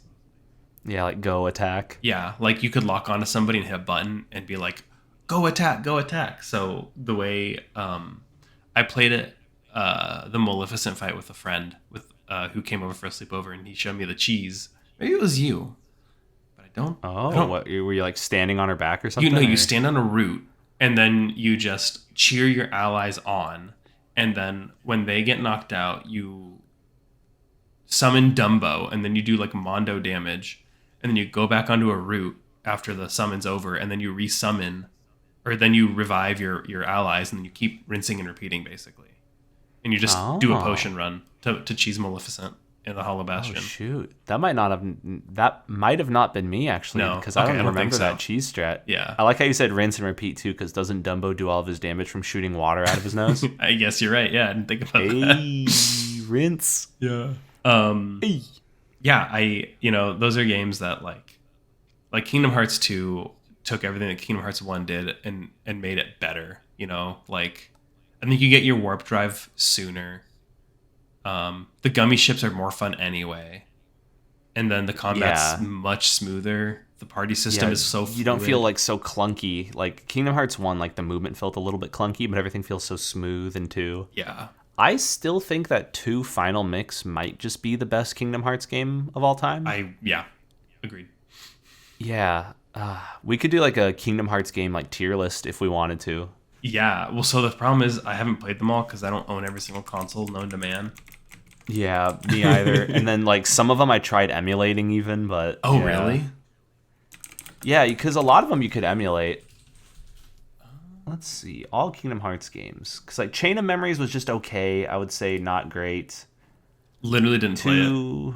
Because I played. I never played Recoded. Rechain? Or I started Rechain. Oh, yeah. So much. I think I'd rather play Chain of Memories. Yeah, because the Game Boy or the Game Boy Advance combat, I guess, might make more sense in the context of a Game Boy. Mm-hmm. Yeah. I never played the Kingdom Hearts 3 DLC. Did you ever play that? No. My understanding is it's kind of just like more bosses and then some story around the other characters in the end of the game, in the final world or whatever, in the Keyblade graveyard, all the people that are there. Maybe that's something that I need to check out sometime. Only if it Kingdom comes with Hearts achievements. 3. Remind DLC. I think it does, but damn, it's not on Steam, so shit. You gotta I wait. think it's on Epic. I think I actually got it on Epic. Holy shit. Yeah, Wait, I need to look this I up. feel like you did. Epic Games Store. Come on, baby. Epic Games You know what was Launcher. a surprisingly good game? Dream Drop Distance. That one was pretty good. I liked the movement abilities. Like you could like dash around like crazy. Yeah. That's going to be a recurring theme in my game recommendations, by the way. I like crazy movement abilities. Dude, movement is what makes a game like so. That's like what separates good games from great games. Yeah, that's what separates me from you. A game to remember. I know you really love Birth by Sleep. Yeah, Birth by Sleep I like. I like You it. like? Is that? I played it again, and I was like, I don't love this. I'm surprised. In college, that was your favorite game. Which I'm not saying your Yeah. opinions can't change, but I felt like that one was pretty solid. So I'm surprised. It is pretty good. I replayed it, though, and it kind of had a similar problem to Kingdom Hearts 1, where it's like, I'm getting my ass kicked until I get a couple abilities, and then I'm not getting my ass kicked anymore because I've like kind of gotten over the hump, if you will. Yeah. And then you kind of just spam those couple key abilities. Like, you kind of can bypass difficulty in that game by getting the couple like OP spells, and even then like the super bosses in that game, of which there are a lot. A lot of them are just kind of like rinse and repeat. Also, like you're doing like a dance with them, which is, I guess, a reductionary way of viewing any boss fight in any game. But yeah, kind of. yeah, This game is so stupid. It's just pressing buttons. It's just one after dumb. another. You just need to analyze patterns and then time your button This game clicks. is asinine, man. All you do is press buttons. What the fuck? Yeah, I think my biggest gripe with Birth by Sleep is the level design was good, but when it was bad, it was like it was boring. Yeah, they kind of drop you in a bunch of like massive open areas Yeah. and just be like, okay, you get to go into rooms A and B, you get to go into rooms B and C, and then you get to go into rooms A and C. It's like, okay. Yeah, and you're like, That's cool, fun. just playing. You're just finding a way to make this game longer. Like you could have just had all of the cutscenes, which admittedly would have been kind of boring to watch triple the cutscenes in one sitting, but Yeah. yeah. Birth by Sleep is probably the most fun on your first character playthrough. Yes. And then once you realize you have to do that 2 more times, it's a lot less interesting. It's still kind of neat seeing some of the differences, but some of the characters, I don't know. And I do like that each of the characters kind of have their strengths and weaknesses, and some of them have like different skill sets. Mm-hmm. But it's also one of those games where it's like, if you know the systems and can exploit them from the beginning and can pick out like which abilities you want to unlock and get all your shit, like all your ducks in a row, I guess, then yeah, it really gets easy fast. Yeah, I was gonna say that earlier too when you were like, I played it again and you just get the right spell and you beat it, and it's like, yeah, but unless you were using a guide or you've played it before, you're not gonna have that Yeah. experience, at least the first time through. But you're right, after your second and third playthroughs through the game, you're like, okay, cool, I'm kind of like just getting a lot of the same cutscenes, and of course the ones that are unique to each character, but kind of the same cutscene from a different perspective. Mm-hmm. And then I'm just going to try and spam similar strategies because I feel like at the end of the day, all 3 characters, like, I don't feel like they played different enough, even though that they were trying. Yeah, the main differences for them, I think, are just in their abilities, and even then, like, you can equip everybody to have all the same abilities. Oh shoot, I accidentally started booting up Kingdom Hearts. Oh god, it messed up all my screen resolutions. Oh no! Okay, I'll roll with the punches though. Oh, it's so loud.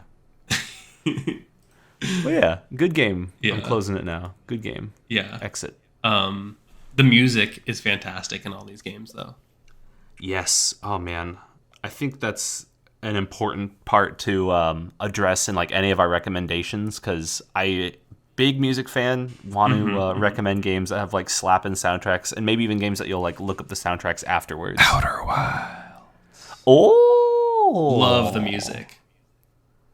I need to play it some more. I'm just so scared. I'm too spooked. Yeah, just do different planet. The big typhoon planet, A Giant's Deep, is it's daunting. It's overwhelming. But so many games that have great music. I mean, we've talked about all the Supergiant games. That was a big part of like Bastion for me. Was just how good that music was. Oh gosh, Ori and the Blind Forest has great music. I mean, Super Mario 64. No. Yeah, music is so important in games, and I think Kingdom Hearts did a great job of capturing the spirit of every level, every like original levels like movie world, and translating that into a really fun and playable, enjoyable way, except for Ariel's level in Kingdom Hearts 2, which is an absolute waste of time. Oh man. Oh, I don't want to get too negative because we're talking about like really cool stuff that we like, but how do you feel about Kingdom Hearts 3? I honestly don't know it that well. I played it once and said, okay, because maybe if I go back through and I play it without cutscenes, I'll enjoy it a little bit more. But I think it was top of its game in the very first level. And technically 2.9, as they were joking with us with the Hercules level. The Hercules level was so weirded out by Phil not saying any words, though. Yeah, that was weird. I think that was really weird. I don't know why they even bothered to keep him around and said like, oh yeah, he's training people. but that world design, like the way that world transformed as you go through different regions of it was so cool. Like everything, it felt like it could have been its own entire game. I wonder if that would be a good one for us to play as like some homework then, like revisit Kingdom Hearts 3. How do you feel about it? I've been meaning to. I don't remember it fondly. It was one of those things where it was like I wanted to get it over with. And I was really bummed by the lack of like Square Enix characters. Yeah, that was definitely a big loss. By the end of the game, I definitely felt that way, but I also went through the Ultima weapon hunt. So that always, you gotta get the Ultima weapon if you're playing Kingdom Hearts. I mean, if you're not getting the Ultima weapon, then what are you doing? Yeah. So Hercules, I gotta pull up the level set actually because it we gotta like. Let's see. I'm just gonna go based off of. This isn't the order that you go into them, but like the Tangled world was all right. I feel like the Tangled world didn't really have enough of anything that really made it feel unique where you're like, oh yeah, like this world is captivating. It was very character driven, which is fine because that's how Arendelle was for Frozen 2. You basically like I didn't like the Frozen level very much, but weirdly enough, I do remember liking the Tangled level, but only because I never watched Tangled. Oh yeah, you basically got to watch the movie Tangled. Yeah, I was like, oh, this is a cool story. I like these characters. Yeah, I think it would have been cool for the town to be, instead of it being more of like a living like character, because it kind of was like a character with like the dumb dancing minigame and party minigame and stuff. They made it more of like a battlefield area and you could explore more of the town, I would have probably been a little more attached to that world. Yeah, I wish they would cut out all the dumb like minigame stuff because like nobody's really into rhythm minigames. You know, like if I'm playing Kingdom Hearts, I'm not really trying to press buttons on beat. You know, unless you're playing Melody of Memory. Oh god, yeah, that's a thing. They just did it for a whole game now. Yep. I guess that's good. Yeah, get it all out of their system. You know. Yeah. Arendelle, I agree with you. Weak level. The ice labyrinth was not that engaging, and I don't remember it too vividly. But I think I remember disliking the organization member that you were chasing around in there, or whatever they were. Was it Larxene? I think. I don't even know how you remember these names, dude. What? I told you I don't remember which street I'm on, but I know where all the Jiggies are. I know the names of all the Organization 13 members. There's Marluxia. Okay. There's Lexius. There's Zigbar. There's fucking Zemnis. Oh, And that's all of them. There you go. that's all See? 13. You didn't even say Roxas There's Sykes, Axel. Card Guy, whose Card Guy. name is Luxord. Oh, I feel like you're looking him up now. No, I'm not. Okay. I don't remember the rest though. Yeah. Fuck. I mean, that's still impressive. But yeah. I mean, I remember like Lexi. Axel, Zemnis, Zigbar.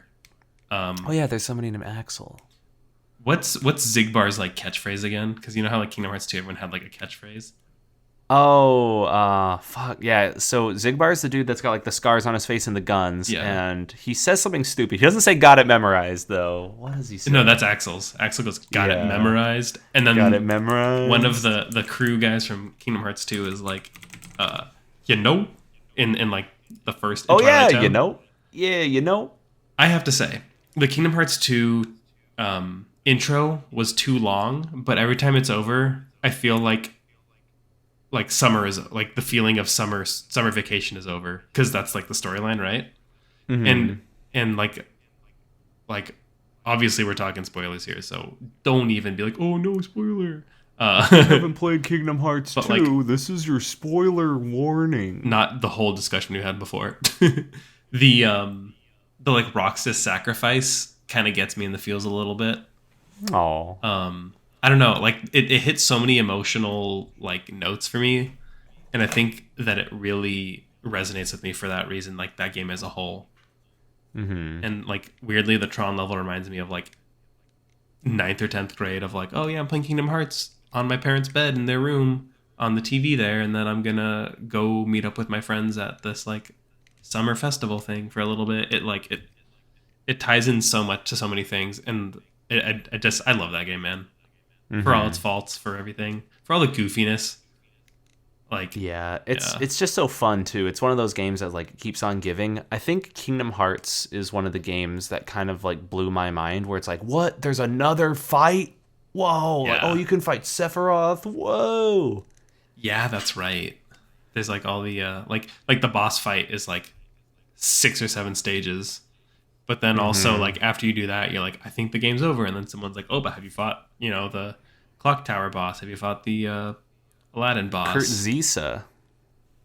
Oh yeah, that Kurt was Zisa was named after a fan. Yeah, I was gonna say that was it a fan contest, or was he like passed away? I don't remember Kurt Zeus's origin. Maybe both. I don't recall. I looked it up, by the way, and Zigbar has a catchphrase of saying "as if." As if, yes. Yeah, as if. Yep. Supposedly it's a Californian surfer accent. I don't really get it or see it, but It really is like a does he caricaturized. say "shaka bra"? Totally tubular man. It actually kind of does Sora. fit that caricaturized, like, You're going down, brah. yeah. Sora, Goofy, Donald. Fuck you. Looking at Kingdom Hearts 3 World still. More like Kingdom Farts, dude. My brain is stuck on that. San Francisco was an absolute trash tier level, and you cannot change my mind. Oh, I open world. I did not care for it. I just felt so like it was so boring. Day, night cycle, whatever. Also, by the time that you get to that level, you're like, when is this game going to be over? So probably a bit of Yeah. burnout, but also the level design wasn't that interesting to me. Have you seen the new game that they're working on called Forspoken? Have you heard of that or seen that? Who is Square Enix? Square Enix. No, look it up though. So it's one of those games that kind of got memed on because they did kind of a really cheesy trailer with bad writing. But the gameplay looks kind of fun. It's open world. And I think it's done by the team that did Final Fantasy 15. But it's kind of meant to be a little more of like a streamlined open world RPG. The spells look really flashy. Oh, yes. But the trailer was like, yeah, I'm talking to a freaking cuff, and I'm in a world that I wouldn't call Earth. So yeah, this is my life now. It was like really like cliched. Yeah. But the game looks pretty fun. Yeah, I'm looking at it right now. Oh, hi, Bear McCreary did the music for this one. Oh, is that the person that did Bastion? God of War. God of Darren Korb that's did it. Supergiant Oh, games. okay. Yeah, it's a little game called God of War, I guess. Okay, just a little game, just a little. But yeah, Forspoken looks kind of dope. Yeah, it does look actually pretty cool. I mean, I can accept some cheese. Like I said, I watched the Kingdom Hearts cutscenes on replay. Hmm. Like when I got I got a wild hot take here for you. Let me know if you agree. right. I kind of like it when the gameplay is fun, but the story sucks ass. Cause like I'm torn on that I take. yeah, it's a weird one, right? Because Yeah. some people could make the argument that that would apply to Kingdom Hearts even. Oh yeah. The story is incomprehensible unless Yeah. you But like I yeah. guess maybe I need to reframe the sucking ass part. I want it to be like cheesy and memeable, but like also take itself like seriously, but like you can make fun of it, but also like the game is fun. Yeah, I Like mean, the Kingdom Hearts story, I think like in like if you really reduce it to like its basic core is like, it's a good story. It's friends get separated, they go on a crazy adventure to help each other out, and friendship is kind of what saves them, and hope. and And then it's they a have to little fight the campy. nobodies and the darkness, Yeah. I the get that. light. I get that. The bones, well, the thing is, the bones are good on the story, I would Yeah. say. Um, That makes sense. Yeah. I like it when the bones are good, but the execution is cheesy as fuck. yeah, like that's okay. You told me a good story and you made it kind of wonky and I kind of roll my eyes, but all right. And if the Hell gameplay is yeah. fun, yeah, definitely I makes a think difference. Final Fantasy does that a lot too. Like Final Fantasy X has a lot of like good bones, but at the same time hella cheesy moments with like one-liners where it's like, what the hell did they just say? Beautiful. It's good stuff. But yeah, I don't think there's some games that kind of don't do that necessarily. They got bad bones. Yeah. They got no calcium. Yeah. Throw that back in the water. I'm not going to feed that to my family. Yeah. I'm not going to serve you to my family. I'd only buy that game if it was on a discount. And I would only buy it from Tim's discount prices. No, that is the Tim's discount price. It's got no meat on it. Oh, I see. Yeah, Throw it I'm not back in the serving it to my water. family. You need a premium one. I need a more like cremulum. Oh. Okay. That is a deep cut, but yeah. Kind of a hot take, I think. Oh, In okay. Pirates Here of we the go. Caribbean, in Kingdom Hearts 3, I think Pirates of the Caribbean is one of the best worlds. Oh, that is a hot take. Hands down. I'm torn on that one. I think it was fun. I liked sailing the seas, and it kind of felt like its own game at that point. Mm-hmm. Like it felt like so different from everything, and I kind of liked it. I would say I liked the open seas, but didn't like the port. Does that? Yeah. Does that? Okay. Like you like the islands as well. You just didn't care for Port Royal. Yeah, I didn't like Port Royal as much. I don't know. I kind of liked. I kind of hated the ship combat though. I like the ship combat. Oh! As somebody who talks shit on Assassin's Creed ship combat, I You're like the talking ship ship combat. now. And well, because it was simple. It wasn't like I don't know. There wasn't too much depth to it, and it was borderline mindless.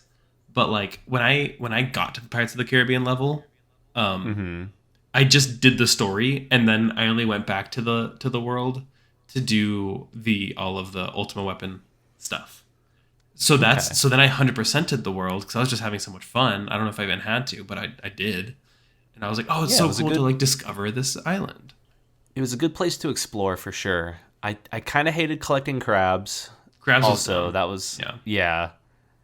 I think yeah. I mean, the world was beautiful too. Yeah. I mean, it looked nice. It's so But then- crazy how they nailed the look of Hercules art style, and they nailed the look of the Pirates of the Caribbean art style, being a bit more photorealistic, and they were still able to fall into all of the other art styles, like the Pixar. They always and do a stuff. good job of that. Huh? They always do a good job of Yes. that. Like it's I think they did less of it though in 3 than they did in 2. Like they really leaned into it hard in 2. Like Tron hella troned up. I mean, even going back to like Timeless River and your characters turn into like old-timey cartoon characters. Yeah, like that playing through the Timeless Server felt like you were playing a high frame rate version of an old cartoon. But like And it was so freaking cool. and like the Nightmare Before Christmas levels always landed in terms of the getting the art style, getting the Did they architecture. have one in 3? No, I don't think so. Unless like I can't imagine that I would have forgotten about it. Yeah, that seems like something that would jump out. Oh man. I know. So that's probably why we didn't like 3 as much. Like, I mean, story, execution, and finale aside, I think missing some of the cool stuff from the previous games is bad. I was bummed that there was no Sephiroth, and I was bummed that there was no friggin' Nightmare Before Christmas. Those are like the goodest, the Goodest, the oh my goodest, god. the most good. Oh man, I'm getting tired. Yeah.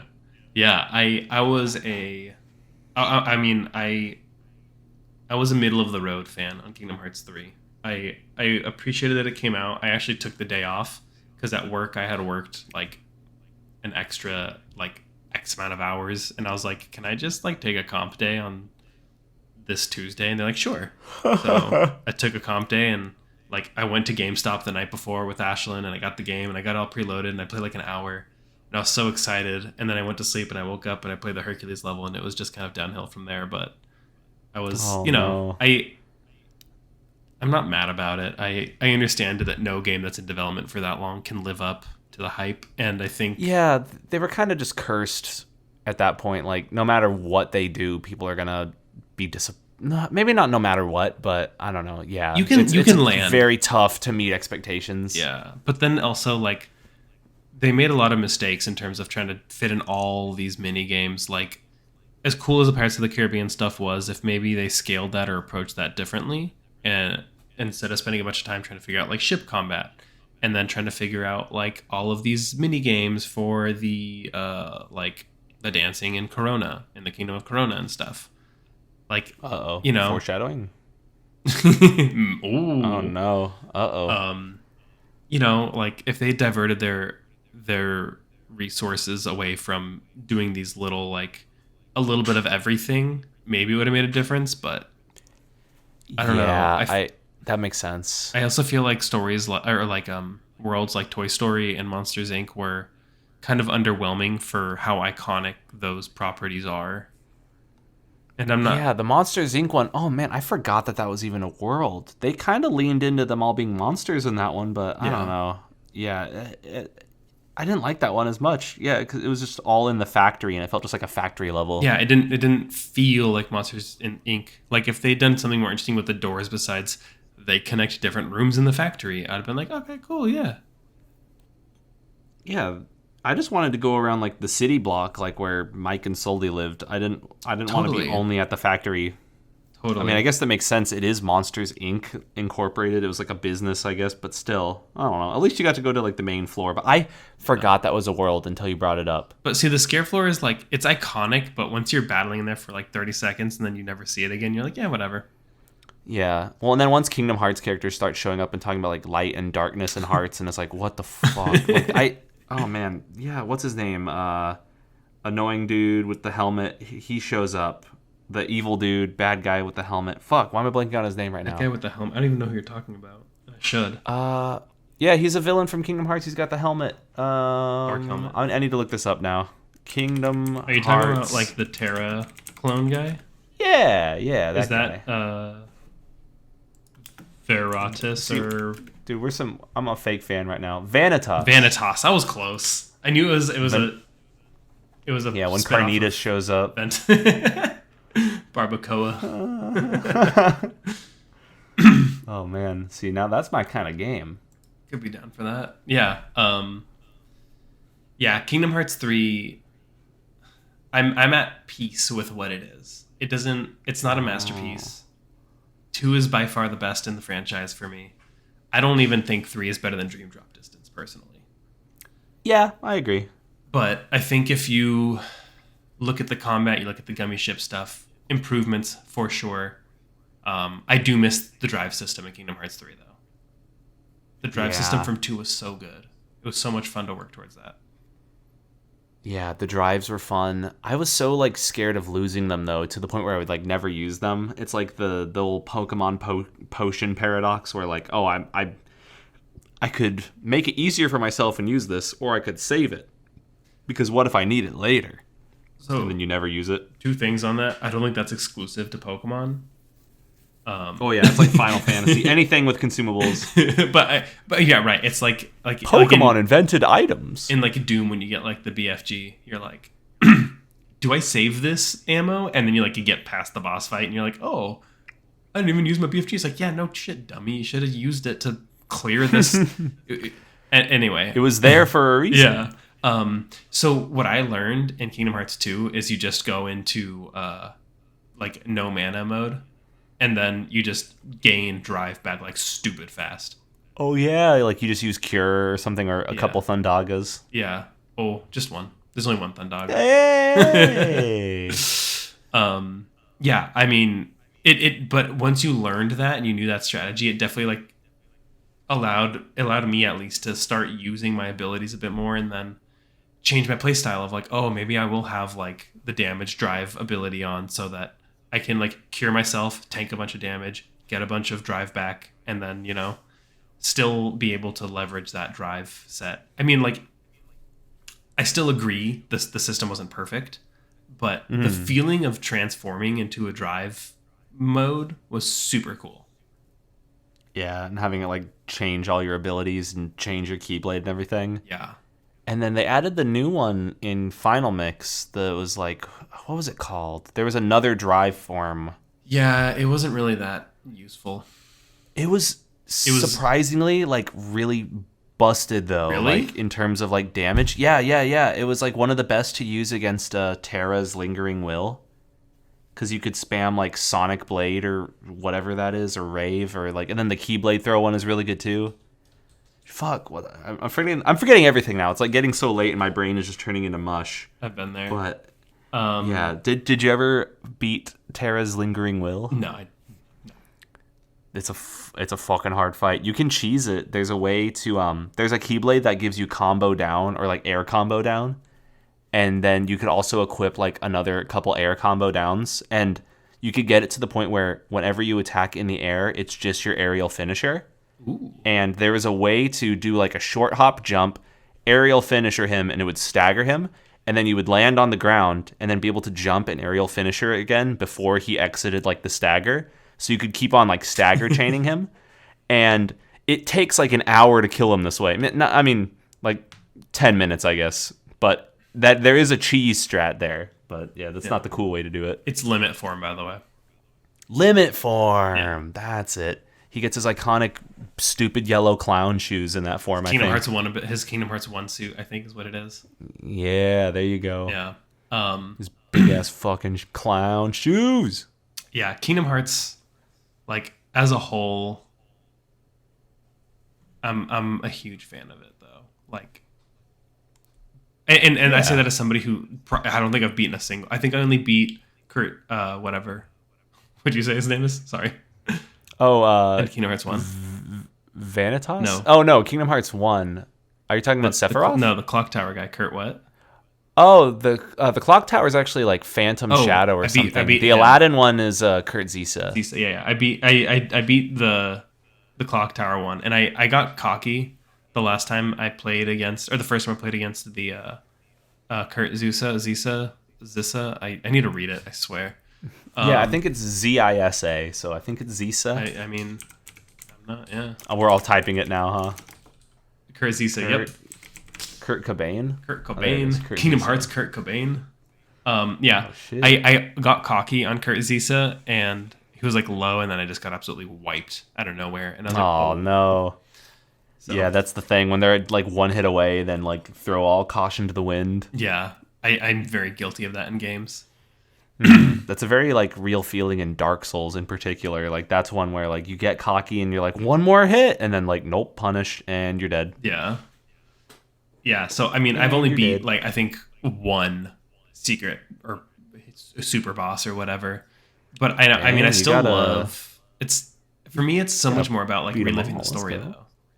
Yeah, it's like I know you're more gameplay and I'm more story, and that's why I was kind of hesitant on your take of like I don't like it's better if the story's bad, because these days especially I'm playing games almost more for the story.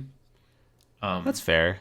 Yeah, I skip so much for story. But yeah, I think I'd almost like to walk that back a little because I don't want them to be like straight up bad No, we story. don't I want there need to be like I want there to be a reason for things I'm doing Ride to still, Hell but like Retribution level. oh god. Yeah, that's the pinnacle of good gameplay, bad story. Oh yeah, no, I meant just the story. The gameplay is worse Yeah, than the story. the gameplay, oh man. Well, the music's good at least. Except for the fact that they only play like the one riff. The one song. I love that song. I mean, it's not a bad song on its own. In our Discord DMs, that's the last thing I sent you. Yep, that's part of what made me think about it. Actually, Fucking slaps. yeah. Oh man, I wish that like I had like recorded that or like have footage of that somewhere. I A might let's play of it. Yeah, I might have like a little bit of footage or something from like many years ago. Yeah, It would be like 2015 or 2014 or something. I think the only things that we really got footage for was like Stranglehold. Yeah, That game was fun. that's on Three Bro Show. Sure is. Check it out. Listen to us get friggin' noise reported. I don't know that I've got much else to say on Kingdom Hearts. I mean, I could continue to talk about it, but like forever.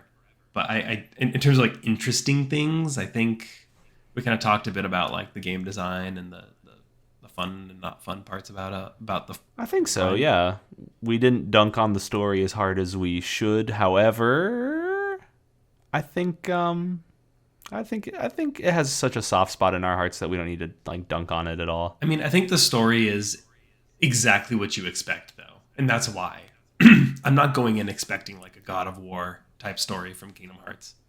Very early on, you realize the cheesiness in the anime. Yeah, I think if we're just talking Kingdom Hearts 1, then it's totally fine. When we start talking about like everything, then it's like, oh god. Yeah. Start doing like time travel and alternate characters and data forms, and it's like, what the fuck? I mean, Kingdom Hearts 2 was kind of wonky in that, and then Kingdom Hearts 3, like, really, like, it didn't just, like, jump the shark. Like, it put the shark on the moon and then jumped over it. Shoot, I feel like there's something I'm forgetting to mention, though, for Kingdom Hearts. What am I forgetting? Story, gameplay. Yeah. The party system was improved throughout all three games, I will admit. Because in the first one, you had all those trinities, right? And if you didn't have a party member, which you had to do at a save spot, then you couldn't do the trinity. And then in Kingdom Hearts 2, they removed the trinity, but you could hot swap your partners out on the go. And then in Kingdom Hearts 3, you just they were added to your Just party. always there. Yeah. So I think it was cool that they improved those. Trying to keep those juices flowing, but I don't know if I'm helping or hurting. No worries. Shoot. Yeah, I still feel like there's something that I forgot to mention for Kingdom Hearts, but I think that's fine. Like at the end of the day, we both really liked it. Oh, I remember what I wanted to say. This might turn into a much longer discussion, and I don't want it to like. I don't want this to be like last forever. But I was wondering, do you think that we would still like Kingdom Hearts as much if we like played them for the first time today and didn't grow up with them? Because I know that like, I mean, they have such a soft spot in our hearts. I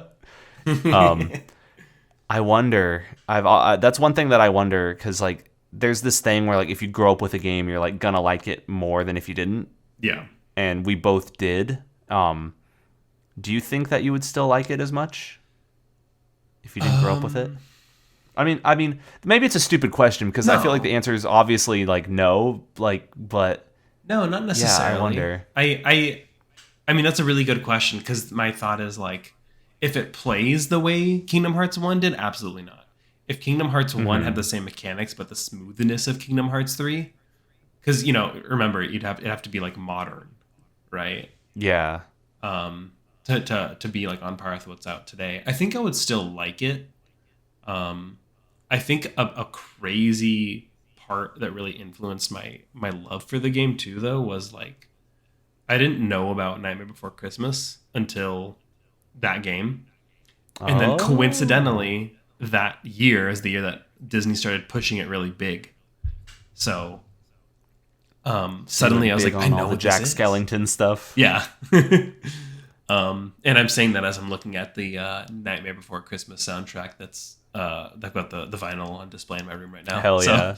You like look down at your like Jack Skellington pajama pants and My Oogie Boogie hat. yeah, you used to have like a black hoodie also, right? Like a Jack Skellington one? I don't think so. Oh shoot. You just had my AFI one. Ah, there we go. But that was the big hoodie that a lot of people. Yes, I think it was just his face on the front. I think I got it at Hot Topic. Let's go. It's friggin' dope, dude. But no, Yeah. I think I would like it, but I probably wouldn't play it without someone else being like, "Oh, you should play it." It'd still fall into that category for me. Yeah, I think I agree. I was thinking about it. I don't know if I would like Kingdom Hearts 1 or Birth by Sleep or any of the offshoots, but I think I would enjoy Kingdom Hearts 2.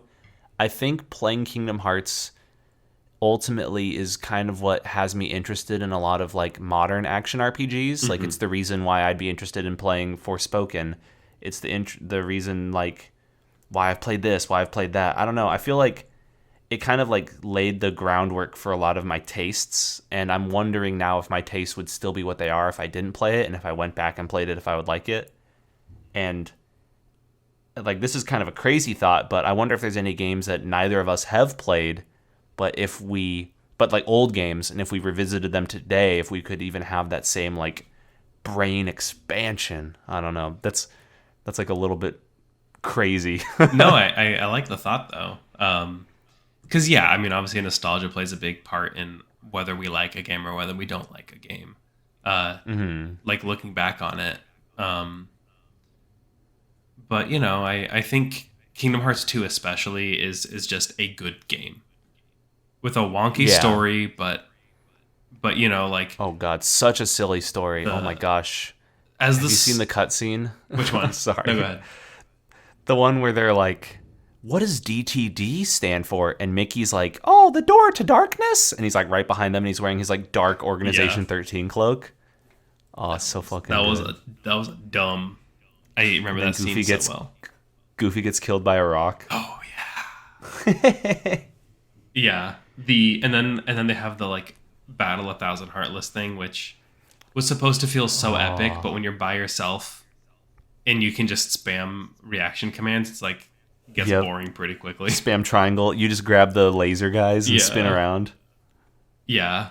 I love that game, but you know, it's kind of like that old friend that you're like, you have to tell all the dumb stories. Yeah. I think what inspired me to go on that like brief like train of thought was I saw a meme that was like, which Pokemon game is the best one? Correct answer is the first one you played. Oh, no, I don't agree at all. I think Ruby is the best one.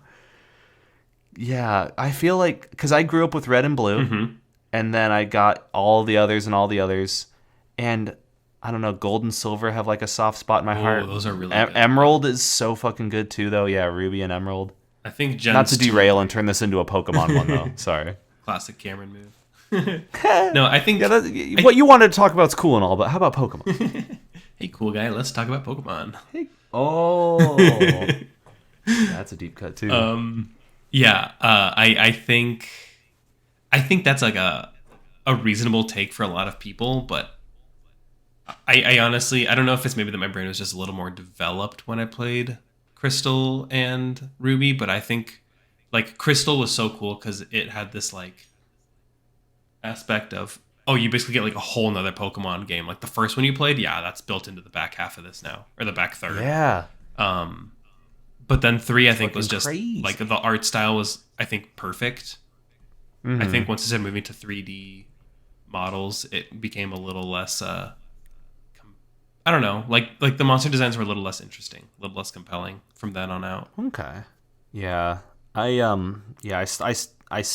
didn't like it as much from 4 onwards, though I will say 7 was really good. Sun and Moon, I did enjoy those. And then I didn't like 8 as much. I'm interested for 9, but we can talk all about that in another episode when that game finally comes out. Yeah. But no, I like to the point. I think nostalgia definitely plays a big part. Kingdom Hearts probably wouldn't be a favorite game of mine, but I think I would still like it, just not to this degree. Not to the point I'd be like, oh, I'll take a day off to play the new one, which I might do. I've always wondered. I've always wondered if I would be in the camp that like points at it and says like the story's so dumb I won't play it, or if I would be like one of them who's like, oh, the gameplay's really fun though, because I feel like that kind of like segues back into my previous point about like prioritizing gameplay but also enjoying like campy stuff. Like I would want to tell myself that, or I don't know, maybe it's like I'm like huffing some copium here, but I'd like to tell myself that even if I played Kingdom, like if you wiped my brain, like if you Men in Black like erased my memories, and then after teaching me how to like take care of myself, put me in front of Kingdom Hearts 2, like would I enjoy it or not? I would like to tell myself that I still would. That's fair. I could definitely be being hopeful and saying that I would, but I really think so. But then it's funny because I'm the opposite of you. I think I prioritize story over gameplay. Which actually is the perfect segue into what I want to recommend to you. Oh, let's go. Good call on moving towards the end of the episode here. Yeah. Because I'm getting tired as fuck and it is late, and I want to know what you have to recommend for me. Yeah, so you've heard me talk about this game. Okay. It's probably one of my favorite video game experiences, period. Oh, shit. Like, okay. That's some high praise. Yeah, like on a level with Outer Wilds. Not that because that would have been my guess actually. No, Outer Wilds is Outer Wilds. Legitimately probably one of my favorite games, but this experience is up there in terms of memorable, impactful, borderline scarring. Scarring. Oh shit. Okay. Hellblade: Senua's Sacrifice. Oh, that's a very good recommendation. Okay. Talked about it with you a little bit when you were playing or working on God of War.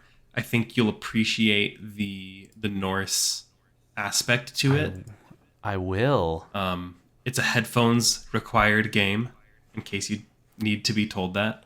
Okay. It definitely treads the line of like psychological horror, but it's also a short game. It's a 6-hour, 7-hour-ish game. The combat is moderate. It's kind of like the combat is serviceable, but it's not a highlight. But everything else about like the world and how everyone interacts with Senua and with you as a player, I think is a very unique experience. And none of what I said is a hot take or really that unique. I think anyone who played the game and liked it would probably say about the same.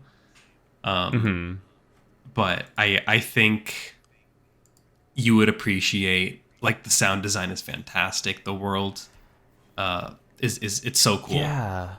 Don't they do a thing too where they like mess with you? Like you were saying headphones required, like that's because they mess with you, like doing stuff like left and right? Yes. And this is where the scarring comes in? Yes. Oh gosh.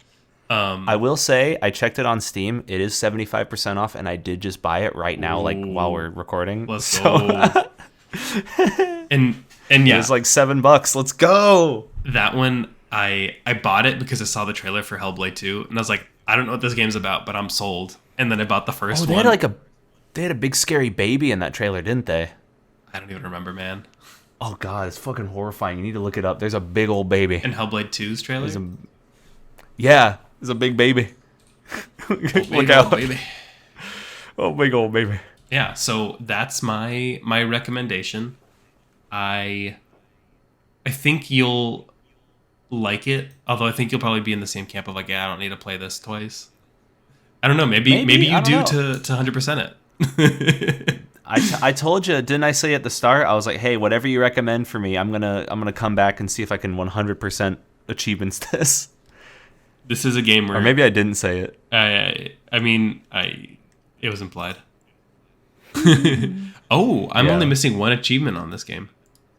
Oh hell yeah, dude! You could be an achievement hunter too. Oh, no, it only has 14 achievements. Yeah, it's a small game. I played 6.4 hours on it.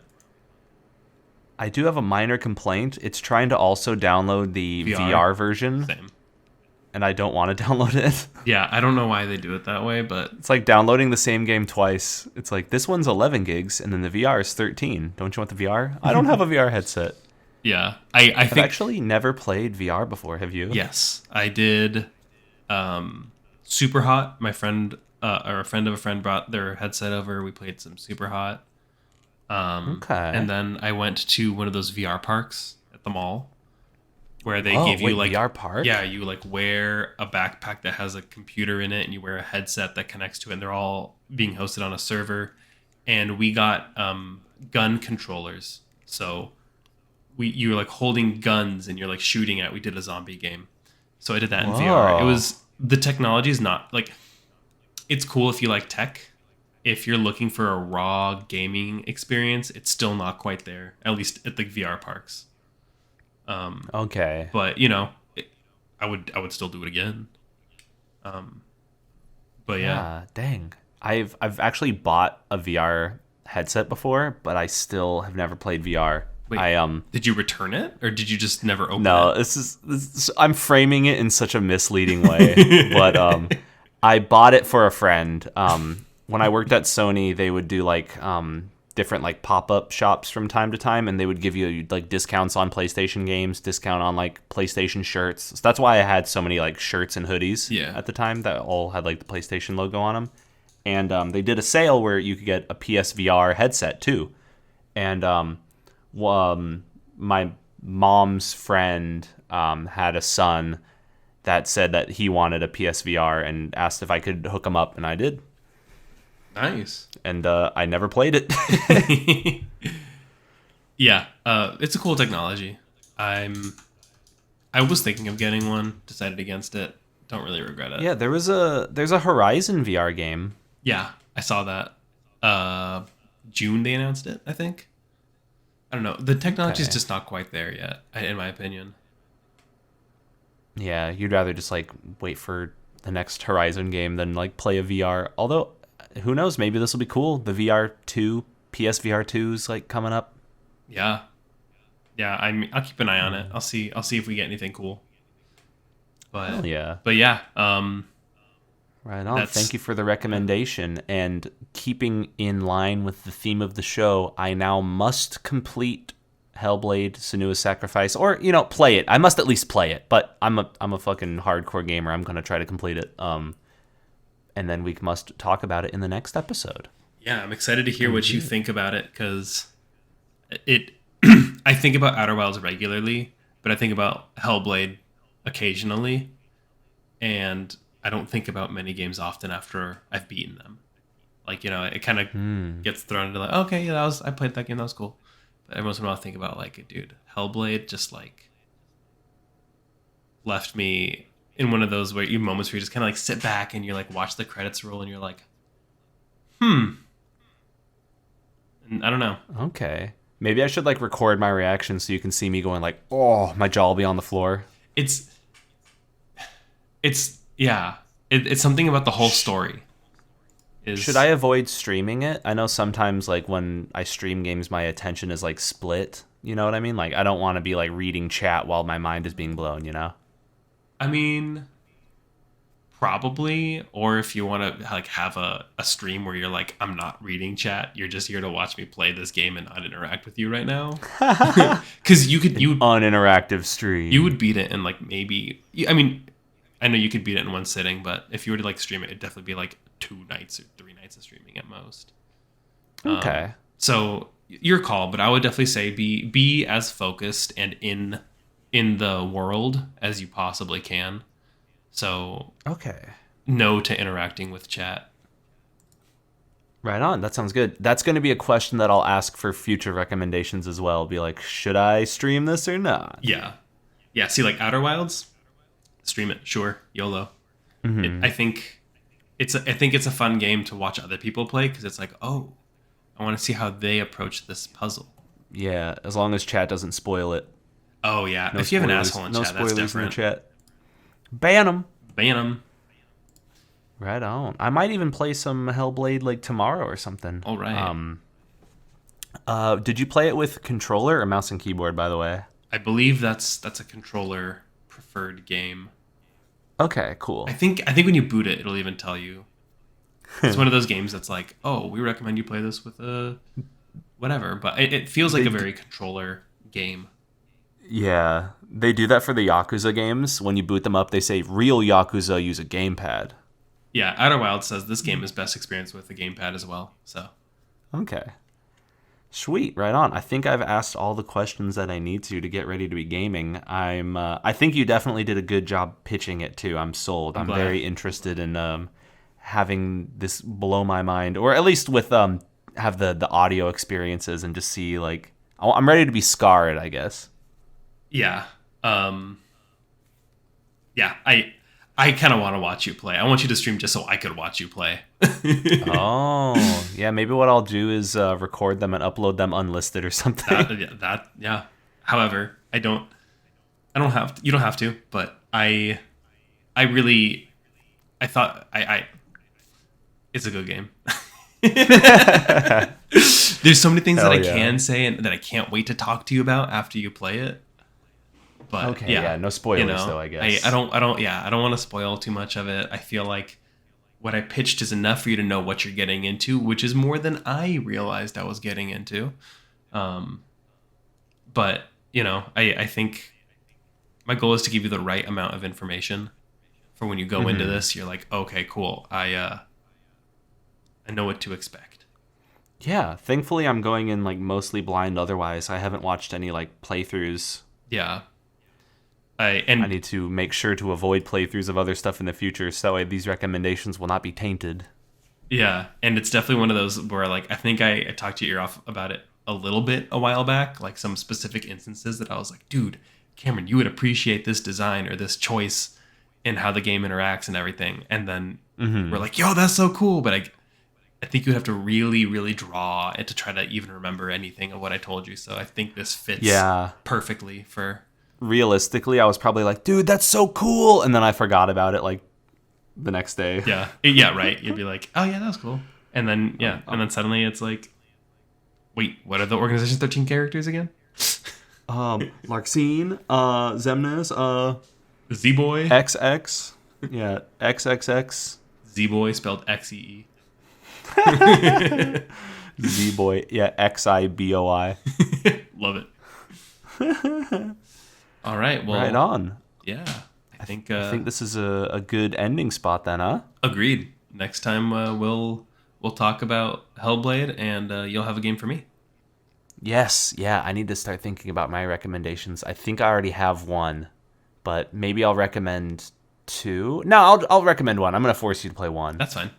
He's going to be good. Right on. Well, until next time, this has been Frame Rate? Frame Rate. Frame Rate. We rated some games, we rated some news. We didn't rate Kingdom Hearts, though. Another thing about it. I give it 10 out of 10. As a franchise? or of the no. Which one? I give it a 2.8. Out of 3? Out of 3, yeah. I think that's better, yeah. I give it a 2.8 Final Mix HD with Knuckles and Funky Kong mode and all that other like bullshit that they throw on the box. I think as a franchise, it's definitely an 8.5 out of 10 for me, and that's acknowledging the Stockholm Syndrome. I think that's fair, yeah. I can get on board with that. Yeah. Stockholm Syndrome and everything. Right on. Well, let's wrap it up here. Yeah, well, thanks for listening. If you are. Yeah. Remember to subscribe and hit the like button and hit the bell and subscribe and have a good one. All right. Thanks, everybody.